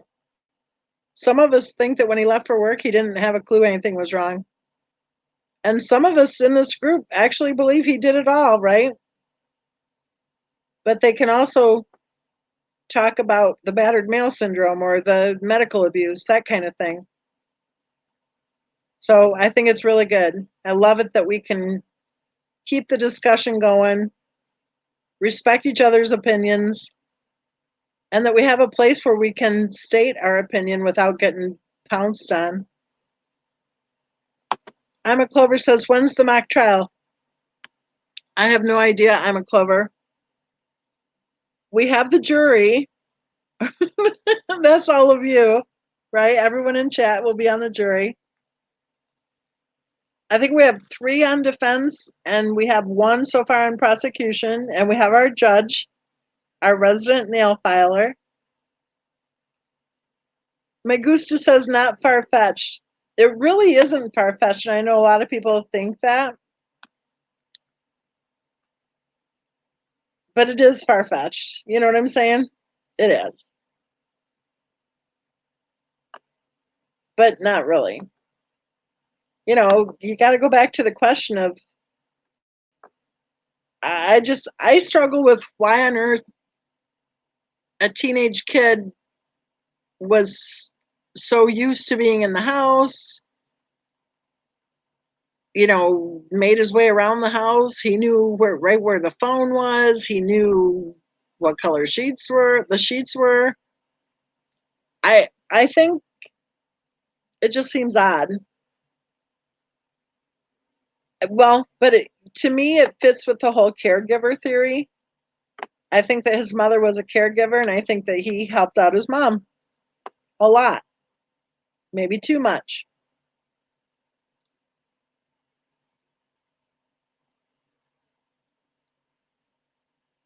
And if they were such close friends that they knew so much about each other, or that one knew so much about the other, then why didn't she know how old she was? And why would her best friend have missed her wedding? And no mention anywhere about it. You didn't see Christopher Watt's wife posting all sorts of things. Oh, I wish I could be there, or anything, right? The whole thing is just weird.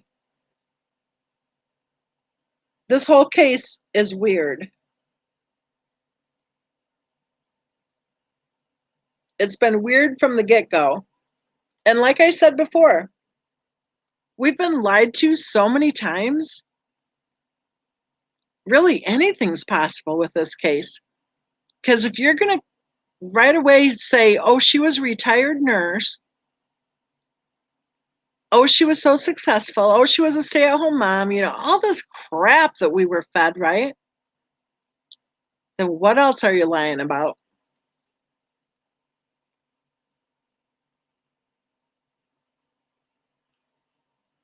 Three of a Kind says he knew too damn much.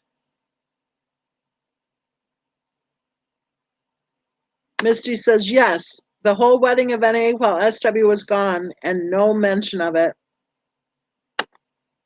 CW never knew who was in open house doing all sorts whilst he worked. You're right, Lainey. It makes you wonder about the finances, doesn't it?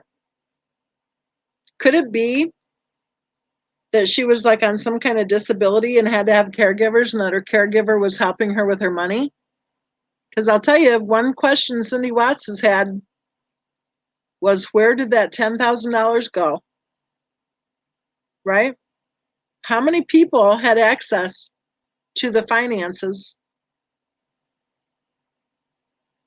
And why didn't Christopher Watts have access to his own finances? These are all good questions. And I would say if people don't like us asking these questions, then you know what? You can't unring the bell, because we've been lied to so many times. You're damn right we're going to keep asking questions. Kathy Jo says if we keep Mama Mency talking, we won't have to go to bed. Okay, it's time for bed. Magusta says, yeah, but both NA and Son said he had a special relationship with her and a crush.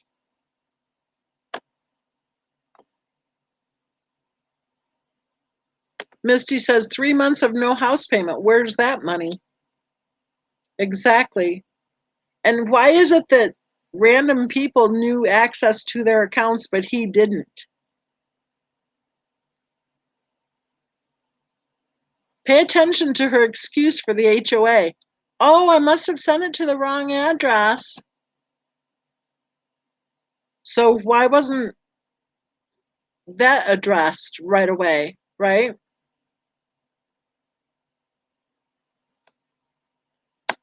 Sherry says NA only knew Shanann for less than 2 years, I believe.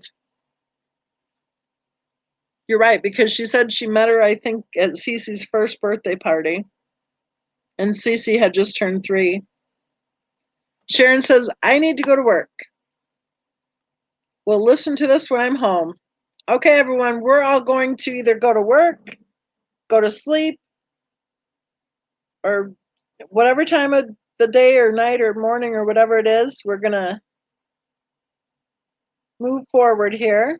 And we'll do this again sometime soon. And Cooter, if you're listening, I just want to say I think you did a great live chat. Oh, Melissa, we're just saying goodnight, John Boy. Hey, Melissa. Anna says, where's the money? Exactly. If it was sent to the wrong address, then where's the money? Melissa said, I didn't get the notification. I'm sorry. Everybody's saying that, so I don't know what that's about. People are saying to refresh whatever and then sign up again or something. I'm not sure.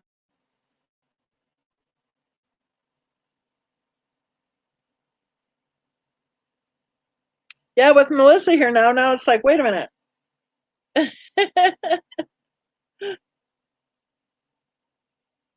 Melissa, did you hear anything newsworthy about any of those points that you read off that were posted? Exactly, Kathy Joe. We can't leave now that Melissa popped in.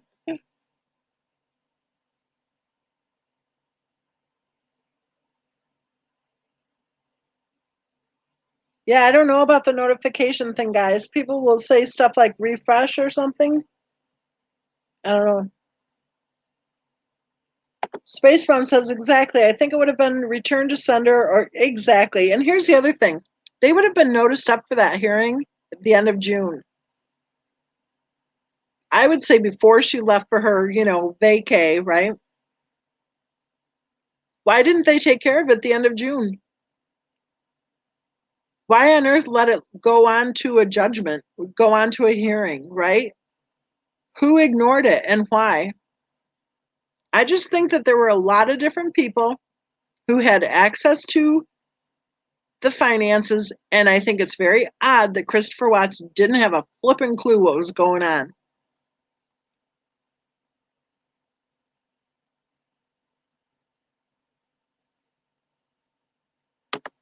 Gina says she obviously didn't keep track, blah, blah, blah. And here's the thing. What if she didn't even take care of it at all? If she was mentally ill and had a guardian, who was really in charge of her money?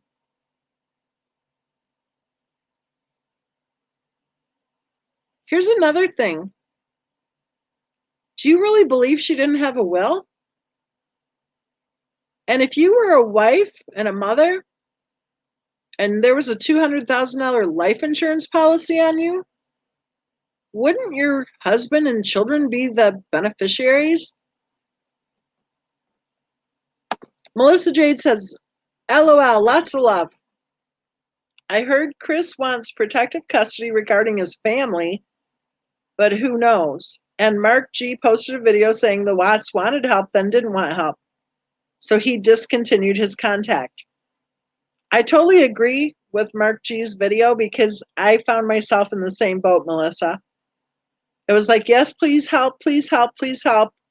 I wasted a ton of time. And then right when help was on the way, suddenly everything shifted and the circus came to town. Now, the whole idea, what I heard wasn't protective custody. What I heard was protective orders. Chris cannot get protective orders for his family. His family can get protective orders, but Chris can't. So I don't know what that's about.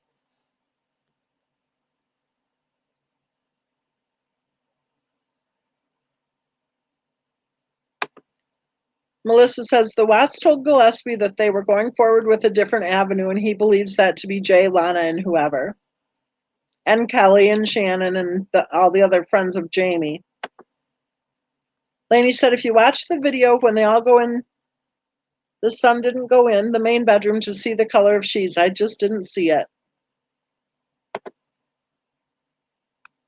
Summer Breeze says, I don't know much about 360 apps. Are they even accurate? Thomas says, hello, everyone. Late to the party. Ima says, what happened to KK? It's crickets, really.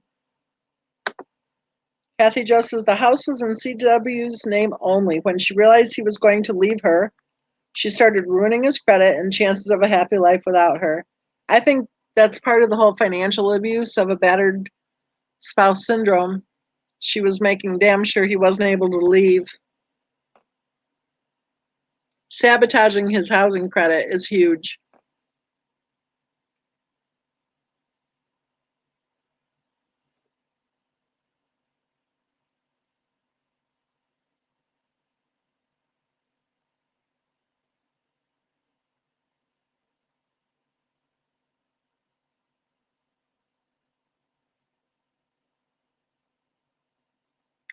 I'm just scrolling back to see what all I missed. She got the delinquent notices and threw them in the trash. Wow.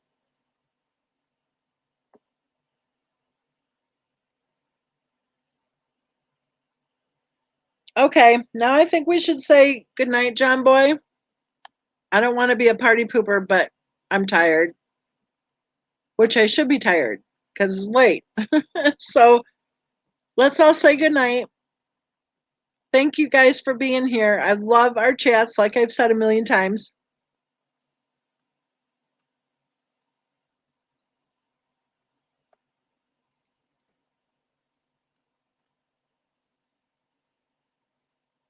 So everybody have a super safe and healthy and happy day, week, weekend, month.